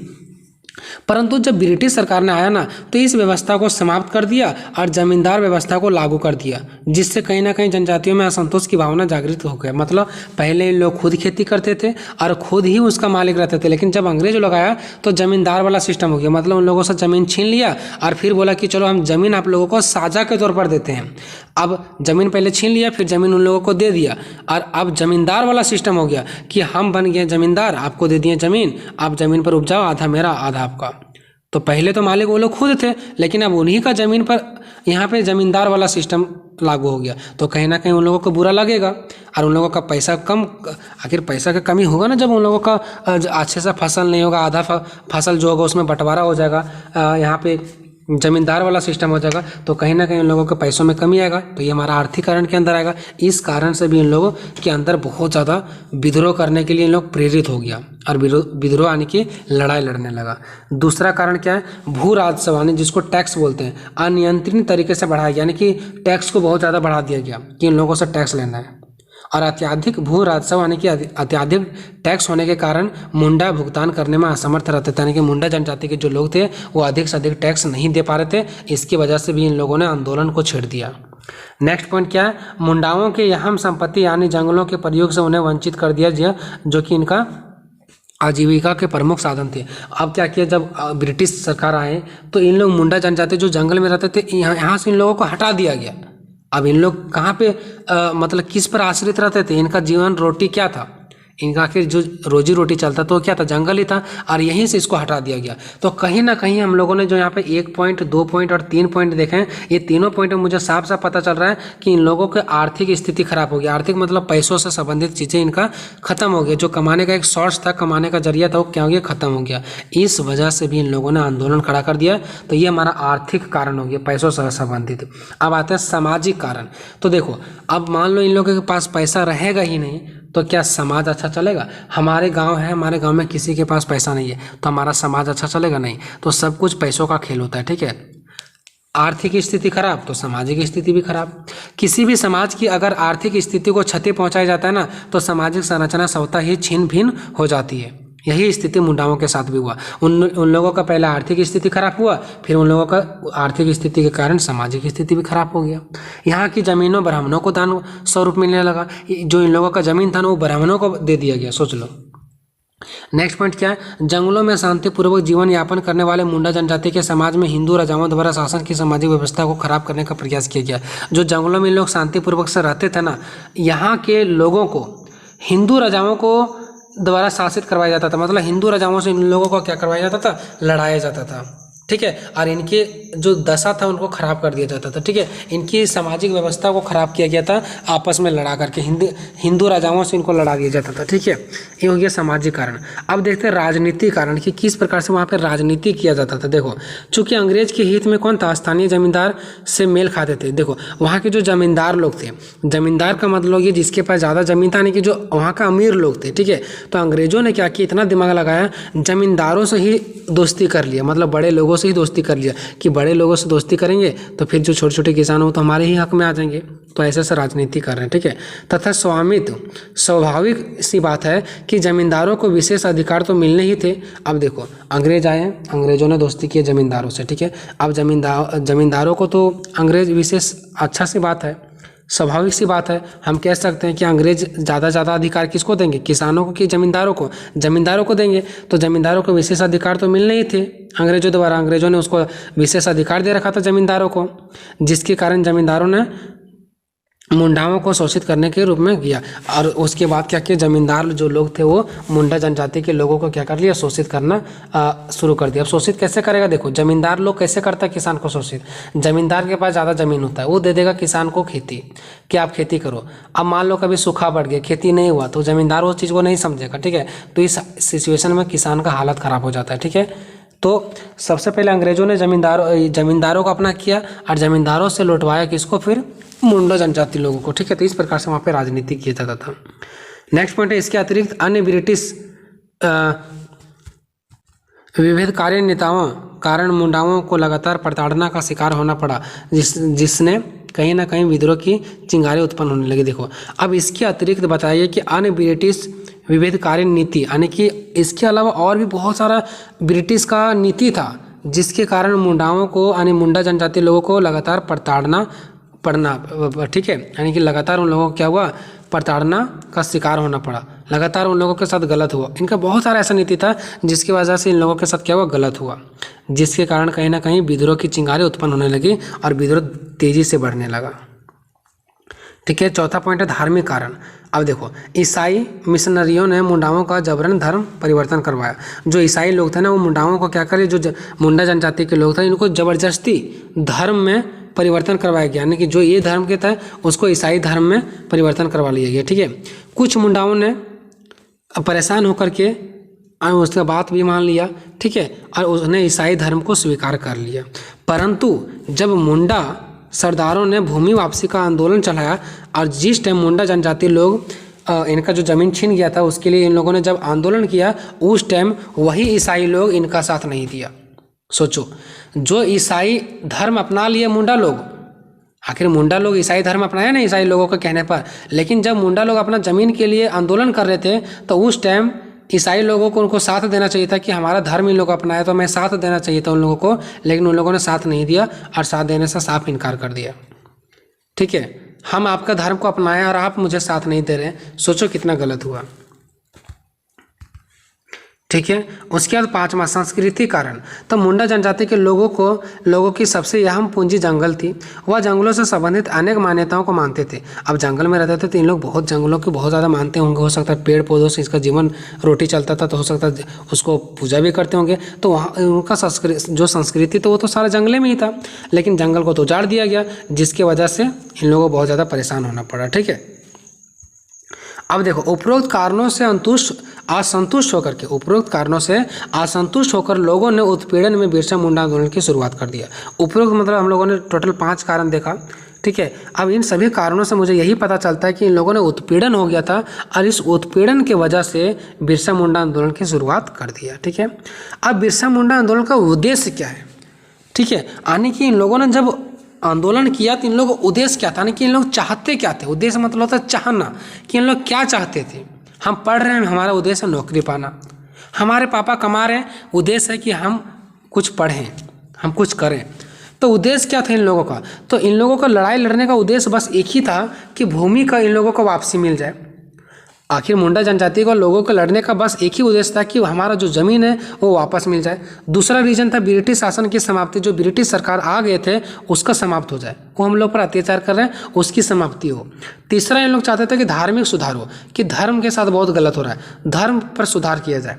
चौथा, आदर्श राज की स्थापना हो। आदर्श मतलब एक अच्छा राज मतलब होता है देश। ठीक है, एक अच्छा देश की स्थापना हो। ठीक है, 5वां था सामाजिक कुरीतियों से मुक्ति। कुरीतियाँ मतलब बुराई, जो समाज में बुराई आ गया था, जो गलत हो रहा था लोगों के साथ, उससे मुक्ति हो जाए सभी लोग। यही सब चीज़ें चाहते थे कौन? मुंडा जनजाति के लोग। उन लोगों का बस यही उद्देश्य था, 5 उद्देश्य। ठीक है, अब आते हैं बिरसा मुंडा आंदोलन के परिणाम, कि क्या उनका परिणाम रहा। आखिर इन लोगों ने आंदोलन तो कर दिया, लेकिन क्या उसके वजह से कुछ इन लोगों का रिजल्ट मिला? क्या कुछ फायदा हुआ? परिणाम मतलब फायदा यानी रिजल्ट। तो बिरसा मुंडा आंदोलन के निम्न परिणाम रहे, क्या क्या फायदा मिला, चलो देखते हैं। तो इन लोग का आंदोलन से रिजल्ट यही हुआ कि ब्रिटिश प्रशासन आदिवासियों के प्रति अधिक संवेदनशील हो गए, मतलब अब थोड़ा थोड़ा ब्रिटिश शासन इनके प्रति सोचने लगे। दूसरा, इन्हें बेकारी से मुक्त मिली, जो इन लोग बेकारी था इससे इन लोगों को थोड़ा सा मुक्त मिला। तीसरा, मुंडाओं को जमीन संबंधित कई अधिकार भी प्राप्त हो गया। इन लोगों को ज़मीन से संबंधित कई अधिकार भी प्राप्त हो गया। इनके ज़मीन का सर्वे कराया गया कि मुंडा जनजाति लोगों का कितना ज़मीन है उनको दिया जाए, और उसका सर्वे करवाया गया।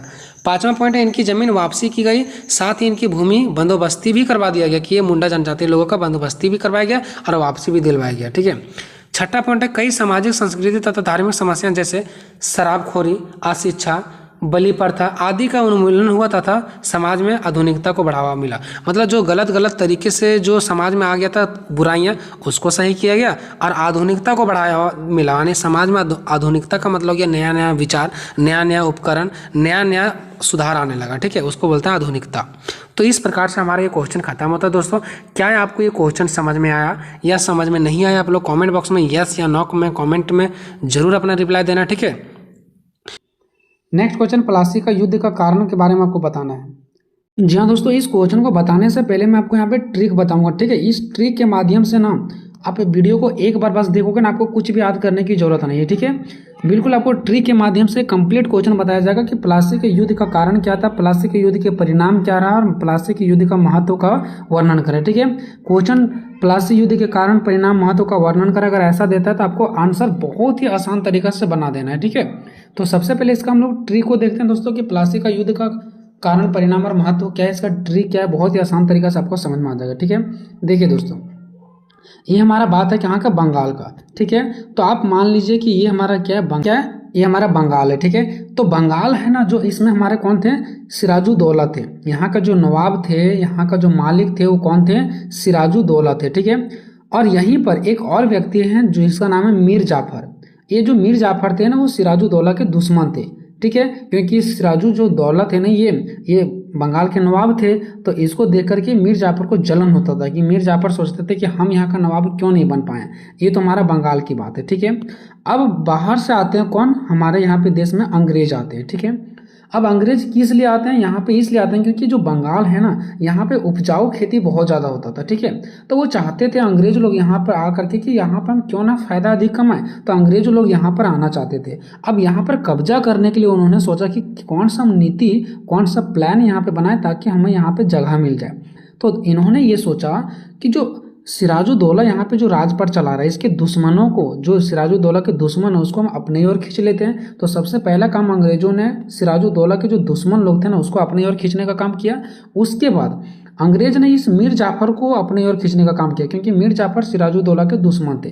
तो अंग्रेजों का कहना था कि मीर जाफर के पास गए अंग्रेज और मीर जाफर से मिले और मीर जाफर को बोले कि अगर आप हमें साथ दोगे तो हम क्या करेंगे, सिराजुद्दौला को यहाँ से हटा देंगे और बंगाल का नवाब हम आपको आने के मीर जाफर को बना देंगे। तो मीर जाफर ऑलरेडी पहले से भी यही चाहते थे, तो मीर जाफर भी अंग्रेजों को साथ देने लगे और जो सिराजुद्दौला के जितने सारे दुश्मन थे वो भी अंग्रेजों को साथ देने लगे। ठीक है, इस प्रकार से सिराजुद्दौला के पास जो सैनिक था वो भी इनको अच्छे रूप से साथ नहीं दे पाते थे। ठीक है, वो भी कमजोर पड़ जाते थे और धीरे धीरे इस प्रकार से इनका हार हो जाता है और यहाँ पे अंग्रेज स्थापित हो जाता है और धीरे धीरे हमारे देश को एक बहुत बड़े पिंजरे के अंदर बांध लिया जाता है। ठीक है, तो यही हमारा पूरा कहानी है। तो प्लासी का युद्ध हम लोग देखेंगे, पहले इसका अर्थ देखेंगे। 23 जून 1757 को प्लासी शहर में हुआ था ये। ठीक है, इसीलिए इसका नाम प्लासी का युद्ध पड़ा था। बंगाल के प्लासी शहर था, वहीं पर ये युद्ध हुआ था। इसके कारण देखेंगे, ठीक है, ये सभी कारण है इसका, वो भी हम लोग नीचे देख लेंगे। ठीक है, उसके बाद इसका परिणाम देखेंगे और फिर इसका क्या देखेंगे, प्रभाव देखेंगे। एक करके सारा पॉइंट्स को हम लोग क्लियर करेंगे। ठीक है, प्लासी युद्ध के कारण, परिणाम और महत्व का वर्णन करें। सबसे पहले आते हैं इसका भूमिका की ओर। तो देखिए, प्लासी की जो लड़ाई वो 23 जून 1757 ईस्वी को अंग्रेजों और बंगाल के नवाब सिराजुद्दौला के बीच बंगाल के प्लासी शहर के पास लड़ी गई थी। कि मैंने आपको क्लियर कर दिया, अंग्रेजों के बीच और किसके बीच, सिराजुद्दौला के बीच। सिराजुद्दौला कौन थे, तो बंगाल के नवाब थे। यही दोनों के बीच प्लासी के शहर में लड़ाई किया था, इसलिए इसका नाम प्लासी युद्ध के नाम से जाना जाता है। एक नंबर के लिए क्वेश्चन मोस्ट इंपॉर्टेंट है, इसको आपको क्या करना है, याद रखना है। ठीक है, अब इसी के बारे में थोड़ा सा और देखते हैं। यह युद्ध भारतीय इतिहास में एक महत्वपूर्ण घटना मानी जाती है। ठीक है, भारतीय इतिहास में इस युद्ध को बहुत ही महत्वपूर्ण घटना माना जाता है। ठीक है, क्योंकि इस युद्ध के बाद ही अंग्रेज भारत में अपना स्थान स्थापित करने में सफल हो सके और यही युद्ध में जो अंग्रेजों का जीत हुआ ना, जिसकी वजह से उन लोगों ने अपना शासन व्यवस्था, अपना राजपाट भारत में धीरे धीरे रखने लगे और भारत को गुलाम बनाने लगे। ठीक है, आगे देखिए, ये सब हम लोग भूमिका में ही पढ़ रहे हैं। ठीक है, अंग्रेजों का बंगाल पर शुरुआत से ही नजर था। अंग्रेजों को बंगाल पर शुरुआत से ही नजर था, क्योंकि बंगाल की भूमि काफ़ी उपजाऊ थी और अंग्रेज वहां अधिक धन कमाना चाहते थे। ये सब मैंने बेसिक में ही बता दिया ऊपर, और वही सब चीज़ों से आपको हर एक पॉइंट समझ में आ रहा होगा। ठीक है, चलिए उसके बाद नेक्स्ट क्या किया, अंग्रेजों ने बंगाल पर अपना अधिकार प्राप्त करने के लिए सबसे पहले सिराजुद्दौला के सभी दुश्मनों को अपने पक्ष में मिला लिया। यही पॉइंट मैंने ऊपर भी बताया कि अंग्रेजों ने बंगाल पर अपना अधिकार जमाने के लिए सबसे पहले इन्होंने ये सोचा कि सिराजुद्दौला के दुश्मन कौन कौन है उसको पहले अपने पक्ष में किया जाए, और उन सभी को अपने पक्ष में किया गया। नेक्स्ट क्या कि साथ ही अंग्रेजों ने बंगाल के मीर जाफर को, किसको दोस्तों, मीर जाफर को बंगाल का नवाब बनाने का लालच देकर उसे कहा। ठीक है, उसे क्या किया, कहा अगर आप मुझे साथ दोगे तो मैं आपको बंगाल का नवाब बनाऊंगा। अंग्रेज ने किसको ये बात बोले, तो अंग्रेजों ने मीर जाफर को बोले, जो सिराजुद्दौला के दुश्मन थे। इनको बोले मीर जाफर को कि अगर आप हमें साथ दोगे तो हम सिराजुद्दौला को हटा देंगे और आपको यहाँ का नवाब बना देंगे। अब मीर जाफर क्यों ना अंग्रेजों को साथ देगा, बिल्कुल अंग्रेजों को साथ देगा ये। ठीक है, चलिए अब देखते हैं प्लासी युद्ध के कारण। तो प्लासी युद्ध के निम्नलिखित कारण है, सिराजुद्दौला के विरुद्ध अंग्रेजों का प्लान, व्यापारिक सुविधाओं का दुरुपयोग, अंग्रेज और नवाबों सिराजुद्दौला में तनाव, अंग्रेजों द्वारा किलेबंदी, बाजार व कलकत्ता पर अधिकार, काल कोठरी की घटना। अब ये सब हम लोग एक करके देखेंगे यहाँ पे। ठीक है, देखिए सिराजुद्दौला के विरुद्ध अंग्रेजों का प्लान, यानी सिराजुद्दौला जो थे बंगाल का नवाब, इसके प्रति अंग्रेजों ने क्या अलग अलग प्लान बना रहे थे कि पहले उसको दुश्मनों को अपनी ओर करते हैं, फिर मीर जाफर को अपनी ओर करते हैं। तो कहीं ना कहीं सिराजुद्दौला के विरुद्ध में अंग्रेजों ने तरह तरह का क्या बना रहे थे, प्लान बना रहे थे। ठीक है, अंग्रेजों ने बंगाल के नवाब सिराजुद्दौला को सत्ता से हटाने के लिए षड्यंत्र रचा। षड्यंत्र मतलब प्लान रचा। ठीक है, क्योंकि अंग्रेज नवाब को अपने हाथों में कठपुतली बनाना चाहते थे। मतलब अंग्रेज चाहते थे कि सिराजुद्दौला को हम अपने हाथों की कठपुतली बना लें। ठीक है, कठपुतली बना लें, यानी कि जैसे हम बोलेंगे वैसे वो चलेंगे। ठीक है, इसके लिए अंग्रेजों ने नवाब के सेनापति मीर जाफर को बंगाल का नवाब बनाने का लालच देकर उसको अपनी ओर मिला लिया, है ना। तो वो चाहते थे कि सिराजुद्दौला को यहाँ से हटा दें, अंग्रेज चाहते थे सिराजुद्दौला को यहाँ से हटा दें और मीर जाफर को लालच दें कि आपको हम यहाँ का नवाब बनाएंगे और आप मुझे क्या करो, साथ दो। इसी पॉइंट में है कि अंग्रेजों ने बड़े बड़े अमीर लोगों को और सिराजुद्दौला के जो दुश्मन थे वो सभी को अपनी ओर मिला लिया, जिसके कारण इनके सेना भी इसे साथ नहीं देने लगे। जो सिराजुद्दौला के सेना भी थे, जब इनके सेना लोग देखने लगे कि सभी अमीर लोग सब एक तरफ हो गए हैं, तो इनके सेना लोग भी अच्छे तरीके से नहीं लड़ पाते थे, सिराजुद्दौला को अच्छे तरीके से साथ नहीं दे पाते थे, ठीक है। अब देखते हैं व्यापारिक सुविधाओं का दुरुपयोग। यानी देखिए व्यापार होता था तभी ना फिर जो हमारे यहाँ सिराजुद्दौला थे उसको अच्छा सा पैसा इनकम आता था, उसी से वो राजपाट चलाते थे, है ना। अभी हमारे देश में व्यापार हो रहा है तभी तो हमारे प्रधानमंत्री अच्छे से कार्य कर रहे हैं ना। अब हमारे व्यापार को ही रोक दिया जाएगा तो क्या हमारे टैक्स जो हमारा पैसा होता है वो सरकार के पास जा पाएगा? नहीं जा पाएगा। तो सिराजुद्दौला को एक समस्या और आ गया, क्या आ गया कि जो बंगाल में व्यापार होता था ना, उस व्यापार सुविधाओं का दुरुपयोग करने लगे। जो अंग्रेज लोग हैं वो व्यापारी लोगों को जो सुविधाएं होती थी जिससे वो अच्छे से व्यापार कर सकते थे उसका दुरुपयोग करने लगे, उसको रोकने लगे, है ना। तो अंग्रेजों ने मुगल सम्राट द्वारा दी गई व्यापारियों सुविधाओं का दुरुपयोग करना शुरू कर दिया, है ना। अंग्रेजों ने क्या किया, व्यापारियों को जो सुविधाएं मिला हुआ था उसका दुरुपयोग करना शुरू कर दिया, जिससे नवाब को आर्थिक क्षति पहुंचा, जिससे नवाब को पैसा की कमी होने लगा। आर्थिक कमी मतलब क्या, पैसों की क्या होने लगा, कमी होने लगा। फिर उसको शासन पाठ चलाने में भी क्या होने लगा, दिक्कत होने लगा, ठीक है। नेक्स्ट देखिए तीसरा, अंग्रेजों और नवाब सिराजुद्दौला में तनाव। अब देखो अंग्रेजों में और किस में, नवाब जो वहाँ के कौन थे, सिराजुद्दौला, ये दोनों में क्या होने लगे, तनाव उत्पन्न होने लगा, ठीक है। अंग्रेजों और सिराजुद्दौला के बीच संबंधों में तनाव चल रहा था, पहले से भी चल रहा था। इसके कई कारण थे, जिनमें से प्रमुख थे क्या जी, बंगाल का नवाब बनने पर अंग्रेजों ने सिराजुद्दौला को कोई उपहार नहीं भेजा था। यानी कि देखिए इन दोनों के बीच में तनाव क्या हुआ, यानी कि जो सिराजुद्दौला वहाँ का नवाब बने हुए थे, ठीक है। सिराजुद्दौला जो कहाँ के नवाब बने हुए थे, जो यहाँ बंगाल के नवाब बने हुए थे ना, तो अंग्रेजों की ओर से इसे कोई भी उपहार नहीं दिया गया कि हाँ चलो बंगाल के सिराजुद्दौला यहाँ का नवाब बने हुए हैं, कोई भी इसे उपहार नहीं दिया गया। बल्कि इसके जगह में क्या किया गया वो देखिए, अंग्रेज नवाब के विरोधियों को सहायता और शरण देते थे। मतलब सिराजुद्दौला को कोई हेल्प नहीं करते थे अंग्रेज उनको हेल्प करते थे जो सिराजुद्दौला के दुश्मन थे, ठीक है। नवाब ने अंग्रेजों के व्यापार पर काफ़ी कठोर प्रतिबंध लगा दिए थे। देखो नवाब ने अंग्रेजों के व्यापार पर काफ़ी कठोर प्रतिबंध लगा दिए थे। अब यहाँ पे देखिए, अब सिराजुद्दौला भी कहाँ चुप रहने वाले हैं, जो नवाब थे यानी कौन, सिराजुद्दौला, वो भी अंग्रेजों के व्यापार पर काफ़ी कठोर प्रतिबंध लगा दिया। यानी इनका कहना था कि अगर हम व्यापार नहीं कर रहे तो आप भी व्यापार नहीं करोगे, आपको भी व्यापार करने नहीं देंगे। तो नवाब भी क्या किए पता है, नवाब भी जो अंग्रेज लोग यहाँ क्या करते थे, व्यापार करते थे ना, उस पर भी कठोर प्रतिबंध लगा दिए। अब अंग्रेजों का हवा निकलने लगा, ठीक है, कि ये क्या हो रहा है, ठीक है। अब आगे देखिए क्या होता है, अंग्रेजों द्वारा किलेबंदी। अब अंग्रेज लोग यहाँ पे किलेबंदी भी करने लगे, ठीक है। अब देखिए क्या होता है सो, इसी समय क्या होता है, अंग्रेजों और फ्रांसीसियों ने कलकत्ते तथा और भी जो बाजार था उस पर किलेबंदी प्रारंभ कर दिया। मतलब बंगाल में आकर के सब मज़े ले रहे हैं अलग अलग तरीके से, ठीक है। अंग्रेज भी उस टाइम आ गए थे और उस टाइम फ्रांसीसी भी आ गए थे, ठीक है। और वो दोनों क्या करते थे, कलकत्ता में और बाजार में जो अच्छे अच्छे बाजार होते थे, ठीक है, उसमें क्या करने लगे, किलेबंदी प्रारंभ कर दिया, यानी किला लगाने लगा, यानी कि वो चिन्हा देने लगे, ठीक है, कि ये हमारा एरिया है। सिराजुद्दौला ने इसका विरोध किया कि नहीं ऐसा नहीं हो सकता है। फ्रांसीसी तो नवाब के आदेश को मान गए, ये जो फ्रांसीसी लोग भी थे और अंग्रेज लोग भी थे, लेकिन फ्रांसीसी लोग क्या हो गए, मान गए इसके आदेश को, ठीक है, कि वहाँ का जो सिराजुद्दौला ऐसा बोल रहे हैं तो हम इस पर कब्जा नहीं करेंगे। परंतु अंग्रेजों ने इसकी परवाह ना करते हुए किलेबंदी जारी रखा। अंग्रेज लोग किलेबंदी करते जा रहे हैं, जिससे नवाब नाराज हो गया। मतलब वहाँ के जो सिराजुद्दौला थे वो क्या हो गए, नाराज हो गए। पांचवा देखिए, बाजार व कलकत्ता पर अधिकार। अब वो जो बाजार और कलकत्ता पर क्या करते थे अंग्रेज लोग, जो उसको किलेबंदी कर रहे थे ना, अब इस पर क्या हुआ, अधिकार आया। अब क्या है वो देखिए, अंग्रेजों द्वारा किलेबंदी से क्रुद्ध होकर नवाब ने कासिम बाजार और कलकत्ते में अपनी सेना भेजकर विजय प्राप्त की, ठीक है। अब देखिए, यानी कि जो बाजार पर और कलकत्ता पर जो अंग्रेज लोग क्या कर रहे थे, किलेबंदी लगा रहे थे, उस पर क्या किए हैं देखिए, नवाब जो सिराजुद्दौला थे ना, वो ये जो बाजार है ना, ये कहाँ कौन सा बाजार है, कासिम बाजार, ठीक है। तो आप कासिम बाजार लिख भी सकते हैं तो डायरेक्टली बाजार लिख सकते हैं, ठीक है।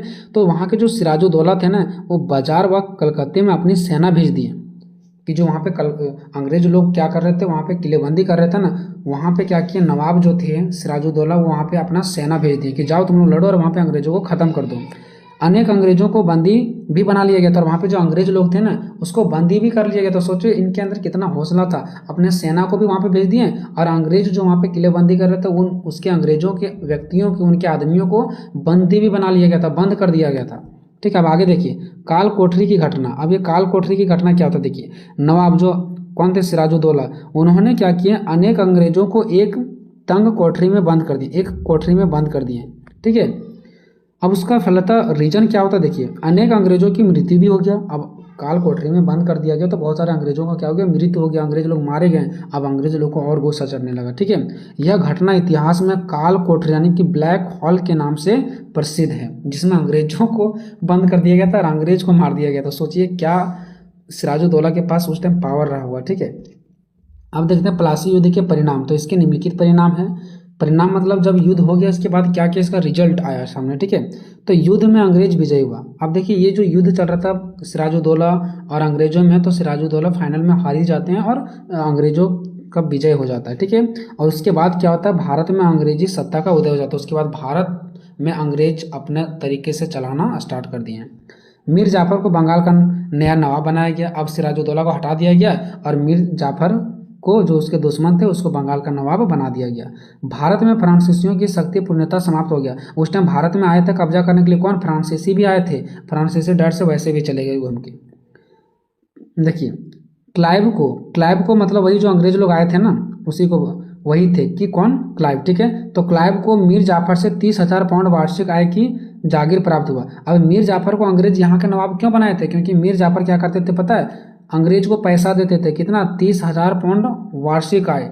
समझ रहे, एक वर्ष में 30,000 पाउंड देते थे। अंग्रेज लोग को फायदा हो रहा है ना, तभी तो मीर जाफर को बनाया गया यहाँ का नवाब और सिराजुद्दौला को हटाया गया। अंग्रेजों के लिए भारत में राज्य स्थापित करने का मार्ग खुल गया। अब अंग्रेज लोग आराम से अपना यहाँ पे राज्य को क्या कर सकते थे, स्थापित कर सकते थे, मजे लूट सकते थे, क्योंकि उसका रास्ता अब खुल चुका था। जो ये युद्ध है ना, तो इस युद्ध में ब्रिटिश ईस्ट इंडिया कंपनी जो किसके द्वारा था, अंग्रेजों के द्वारा ही लाया गया था। तो इस युद्ध में ब्रिटिश की जो ईस्ट इंडिया कंपनी की जीत हुई। ठीक है, रॉबर्ट क्लाइव जो अंग्रेज थे, ठीक है, के नेतृत्व में अंग्रेजों ने सिराजुद्दौला की सेना को पराजित किया।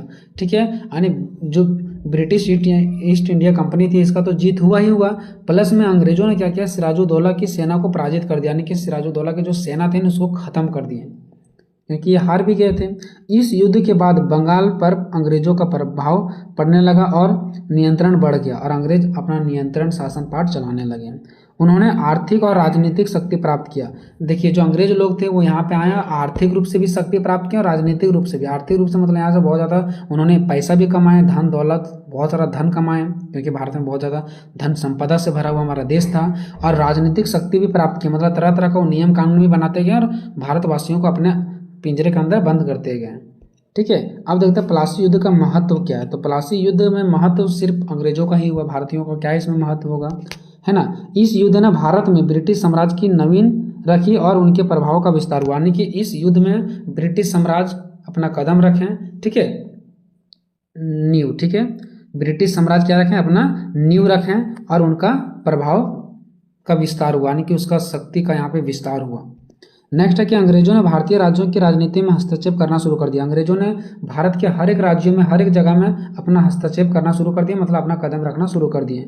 ठीक है, जिससे उनका प्रभुत्व बढ़ता गया। ठीक है, जिससे उनका क्या हुआ, प्रभुत्व बढ़ता गया। ठीक है, उसके बाद आते हैं तीसरा पॉइंट में। ठीक है, अब देखिए तीसरा पॉइंट क्या है। प्लासी युद्ध के बाद ब्रिटिश ईस्ट इंडिया कंपनी ने भारतीय संसाधनों और संपत्तियों का दोहन शुरू कर दिया। अब जब अंग्रेज लोग भारत में अब कदम रख दिए तो भारत में जितने सारा संसाधन भरा हुआ था, यहाँ पे जो बहुत अच्छे अच्छे चीज़ थे जो फ़ायदा लेने लायक था, अंग्रेजों ने फ़ायदा लिए और यहाँ का जो संपत्ति था ये सब चीज़ों का दोहन किए, मतलब गलत तरीका से प्रयोग किए, बस अपना फ़ायदा को देखें, जिससे भारतीय अर्थव्यवस्था प्रभावित हुए, जिससे भारत की अर्थव्यवस्था पूरा चौपट हो गया था। ठीक है, आगे देखिए निष्कर्ष। प्लासी का युद्ध भारत के इतिहास में एक महत्वपूर्ण घटना मानी जाती है। क्यों? क्योंकि ना तो प्लासी का युद्ध हुआ रहता, ना अंग्रेज यहाँ पे आए हुए रहते। ठीक है, जिसने भारतीय समाज, अर्थव्यवस्था और राजनीति पर इसका गहरा प्रभाव पड़ा।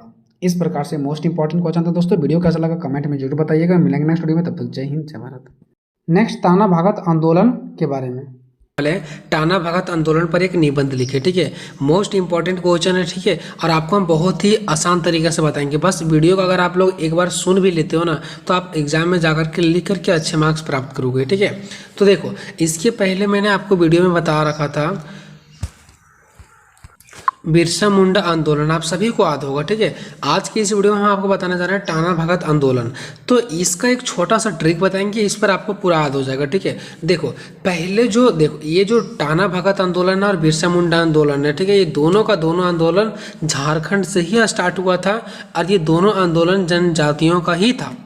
ठीक है, यानी जो जंगलों में रहते थे, खाते थे, पीते थे। ठीक है, तो इसके पहले जो हमारा बिरसा मुंडा आंदोलन स्टार्ट हुआ था, क्यों हुआ था? क्योंकि बाहर से ब्रिटिश लोग आया था, उन पर अत्याचार कर रहे थे। तब उसके बाद बिरसा मुंडा आंदोलन करने की ज़रूरत पड़ा, नहीं तो उन लोग आराम से खाते थे, पीते थे, रहते थे, कोई दिक्कत नहीं था। उन लोगों के साथ गलत किया गया, इसलिए बिरसा मुंडा आंदोलन की शुरुआत हुआ झारखंड में। ठीक है, तो जब बिरसा मुंडा आंदोलन की शुरुआत हुआ ना, तो जैसे ही बिरसा मुंडा आंदोलन खत्म हुआ, उसके बाद टाना भगत आंदोलन क्या कर लिया? अपना रूप ले लिया। मतलब बिरसा मुंडा आंदोलन खत्म हुआ, उसके बाद फिर दूसरा आंदोलन झारखंड में कौन सा स्टार्ट हो गया था? टाना भगत आंदोलन स्टार्ट हो गया था। ठीक है, और टाना भगत आंदोलन को किस लिए लाया गया था? आखिर क्यों जरूरत पड़ा टाना भगत आंदोलन शुरू करने का? तो ऐसा इसलिए ना, क्योंकि उन लोगों का जो स्थिति गिर गया था ना, क्योंकि जब ब्रिटिश सरकार आया तो उन लोगों के साथ बहुत सारा गलत किया। ठीक है, और फिर उसके बाद बिरसा मुंडा आंदोलन भी हुआ। ठीक है, तो उन लोगों का जो स्थिति गिर गया था ना, जो लोग नीचे चल गया था ना, उससे लोग ऊपर आना चाहते थे, अपना स्थिति को बढ़ाना चाहते थे, अपना विकास करना चाहते थे। तो अपना विकास करने के लिए, अपना स्थिति को बढ़ाने के लिए, है ना, अपना ऊंचा बढ़ने के लिए, ऊंचा उठने के लिए ही टाना भगत आंदोलन पर क्या किया? टाना भगत आंदोलन को लाया गया। तो सिंपल सा अगर आपको पूछा जाता है कि टाना भगत आंदोलन क्यों लाया गया, तो टाना भगत आंदोलन इसलिए लाया गया ताकि लोगों क्या करें? अपना स्थिति को उठा सके, यानी अपने स्थिति को ऊपर कर सके, इसलिए टाना भगत आंदोलन की जरूरत पड़ा। और ये बिरसा मुंडा आंदोलन के बाद टाना भगत आंदोलन आया था, और ये भी अपने आप में बहुत ही ज़्यादा इम्पोर्टेंट आंदोलन था। ठीक है दोस्तों, अब इसका नाम टाना भगत आंदोलन ही क्यों पड़ा? ठीक है, तो ये आपको आगे क्वेश्चन से भी पता चल जाएगा। ठीक है, देखो टाना का मतलब होता है खींचना, खींचना मतलब अपने स्थिति को उठाना, और भगत मतलब होता है कि जिस इसका एक जो मैन लीडर थे, मैन व्यक्ति थे, मैन नेता थे ना, उसका नाम ही था जतरा भगत, तो उसी के नाम पर भगत पड़ा। टाना मतलब अपनी स्थिति को ऊपर करना, और उसका मैन भगवान यीशु मानते थे अपने व्यक्ति को, किसको? जतरा भगत को, तो इसलिए इसका नाम पड़ गया टाना भगत। ठीक है, मतलब अपनी स्थिति को ऊपर करेगा कौन? भगत जी। ठीक है, जो उन लोगों का मैन लीडर था, उन लोग जैसे बोलते थे, जतरा भगत जैसा बोलता था वैसा ही वो लोग करते थे। ठीक है, तो ये दोनों को मिलाकर के टाना भगत रख दिया गया इस आंदोलन का नाम। ठीक है, टाना का मतलब कि हम अपनी स्थिति को ऊपर कर रहे हैं, और किसके साथ कर रहे हैं? हमारा मैन लीडर जतरा भगत के साथ, इसलिए टाना जतरा भगत नहीं, लास्ट का नाम रखा गया टाना भगत। ठीक है, चलो, और चूंकि ये आंदोलन था इसलिए इसका नाम हो गया टाना भगत आंदोलन। ठीक है दोस्तों, आपको बहुत बेटर तरीके से समझ में आएगा। चलो देखते सबसे पहले इसका परिचय। तो देखो, बिरसा मुंडा आंदोलन की समाप्ति के करीब 13 साल बाद टाना भगत आंदोलन की शुरुआत 21 अप्रैल 1914 ईस्वी को हुई। ठीक है, जैसे ही बिरसा मुंडा आंदोलन की समाप्ति हुआ था, आप सभी को याद होगा, नहीं देखेंगे तो पिछला वीडियो जाकर के देख लो। ठीक है, जैसे ही बिरसा मुंडा आंदोलन की समाप्ति हुआ, उसके जस्ट 13 साल के बाद, कब? यानी 21 अप्रैल 1914 ईस्वी को टाना भगत आंदोलन की शुरुआत हो गया। ठीक है, टाना भगत आंदोलन के जनक जो थे ना, यानी टाना भगत आंदोलन का जो मेन लीडर थे, वो कौन थे? जतरा भगत थे, जतरा भगत थे। ठीक है, जिसका जन्म 2 अक्टूबर 1888 ईस्वी को गुमला के जिले के नावा डोली गांव में हुआ था। ठीक है, जिला कौन सा था दोस्तों? गुमला, और जो गांव था वो कौन था? नावा डोली में हुआ था। ठीक है, इसके पिता का नाम था कोहरा भगत और माता का नाम था लिवरी भगत था, और इनकी पत्नी का नाम बुधनी भगत था। ठीक है, ये इसका थोड़ा सा परिचय है। अब ये परिचय मैंने क्यों बताया? जब एग्जामिनर कॉपी चेक करेगा तो वो ऐसा थोड़ी ना है कि आप डेट लिखोगे कि इसका जन्म इतना में हुआ था, उसका माता का नाम इतना नाम हुआ था, इसका पिता का नाम इतना हुआ था, तो एग्जामिनर देखेगा हाँ इसका जब माता का नाम आता है, डेट आता है, तो कहीं ना कहीं ये पढ़ कर के आया है। ठीक है, तो आपको उस टाइप का नंबर मिलने का ज़्यादा चांसेस रहता है। तो प्रयास करो फर्स्ट में आप कुछ डेट वगैरह डाला करो। ठीक है, ये हो गया आपका इसका परिचय, ठीक है। इसमें कुछ समझाने वाली बात नहीं था। मेन जो आपका है वो यहाँ से, ठीक है। उसके नीचे 1 या 2 लाइन का आप गैपिंग छोड़ना एग्जाम में, ठीक है। उसके बाद नीचे लिखना, ठीक है। देखो टाना का शाब्दिक, इस आंदोलन का नाम क्या था? टाना भगत आंदोलन, ठीक है। टाना का शाब्दिक अर्थ होता है टानना या तो खींचना। टानना या खींचना मतलब ये नहीं कि हम रस्सी को खींच रहे हैं। टानना या खींचना का मतलब होता है अपना गिरी हुई स्थिति को ऊपर उठाना यानी ऊपर खींचना, ठीक है। ये है यहाँ पे। तो टाना का अर्थ होता है खींचना। चूंकि ये भगत अपनी गिरी हुई स्थिति को खींचकर दूर फेंकना चाहते थे, मतलब भगत जी जो थे, ठीक है, जतरा भगत जो थे, वो अपने गिरी हुई स्थिति को, जो उन लोगों की स्थिति गिर गया था, उनको खींचकर ऊपर उठाकर के दूर फेंक देना चाहते थे और अपना स्थिति को ऊपर उठाना चाहते थे, ठीक है। तथा उन्नत अवस्था को प्राप्त करना चाहते थे, मतलब एक अपना विकास अवस्था को प्राप्त करना चाहते थे, ठीक है। इसलिए इसे टाना भगत कहा गया। क्या कहा गया? टाना भगत। टाना मतलब अपनी स्थिति को खींचेंगे, और कौन खींच रहा था अपनी स्थिति को? भगत जी का ये दिमाग था, तो टाना भगत हो गया। और इसलिए ये आंदोलन को टाना भगत आंदोलन कहा गया, ठीक है। मतलब इसलिए इन्हें टाना भगत कहा गया, और इनके आंदोलन को, चूंकि ये आंदोलन भी था ना, तो इसलिए इसके आंदोलन को टाना भगत आंदोलन कहा गया। समझ गए? यहाँ तक कोई भी दिक्कत नहीं होगा। टाना से ही आप समझ आना, टानना मतलब खींचना, ठीक है। अब इसका छोटे छोटे पॉइंट देखेंगे, फिर से 1 या 2 लाइन का गैपिंग देना, और यहाँ पे थोड़ा सा इस टाइप से, जिस प्रकार से मैंने ब्लैक में गोल किया है, ठीक है, इस प्रकार से आपको गोल करना है, पॉइंट लगाना है, ठीक है। और उसके बाद पॉइंट में बाय पॉइंट लिखना है, ठीक है। क्योंकि जब इस टाइप से लिखोगे ना तो आपका पेज जल्दी फुलफिल होगा, ठीक है। अब एक जैसा राइटिंग जैसा लिखोगे तो ये अच्छा नहीं रहता है, ठीक है। देखो पॉइंट नंबर 1 में क्या है? जतरा भगत ने अंग्रेजी राज के अत्याचार, जमींदारों द्वारा बेगारी समाजों में फैले अंधविश्वास एवं कुरीतियों से पीड़ित आदिवासी समुदाय को सन्मार्ग दिखाने का संकल्प लिया। देखो मतलब इस आंदोलन को शुरुआत क्यों किया गया? क्योंकि जो जतरा भगत थे ना, वो अंग्रेजी राज के अत्याचार, जो अंग्रेज लोग आए थे, ठीक है, ब्रिटिश लोग जो आए थे, तो उन लोगों के अत्याचार के कारण, जैसे कि जमींदारों द्वारा बेगारी, समाज में फैले अंधविश्वास, समाज में फैली कुरीतियाँ यानी कि बुराइयाँ से पीड़ित था ये लोग, आदिवासी लोग, ठीक है। यानी इन लोगों के साथ बहुत ज़्यादा अत्याचार हुआ, जमींदारों के द्वारा भी हुआ आप सभी को पता है। बेगारी के हुआ था, समाज में अंधविश्वास फैल गया था, समाज में कुरीतियाँ आ गया था, बुराई आ गया था, तो ये सब चीज़ें से इन लोग पीड़ित हो गया। तो जतरा भगत ने ठाना कि इस समाज को हम क्या करेंगे, ये अच्छा बनाने का संकल्प ले लिया कि अच्छा मार्ग पर हम इसको लेके जाएंगे, इसका संकल्प ले लिया, जिसकी वजह से टाना भगत आंदोलन की शुरुआत हुआ, ठीक है। पॉइंट नंबर 2 देखते हैं हम लोग। पॉइंट नंबर 2 में बताइए कि जतरा भगत द्वारा आरंभ किया गया आंदोलन संपूर्ण उरांव प्रदेश में जंगल की आग तरह फैला। देखो ये जो टाना भगत आंदोलन था ना, वो झारखंड के जनजाति लोगों का था, लेकिन कौन सा जनजाति? तो ये उरांव जनजाति के लोग थे, ठीक है।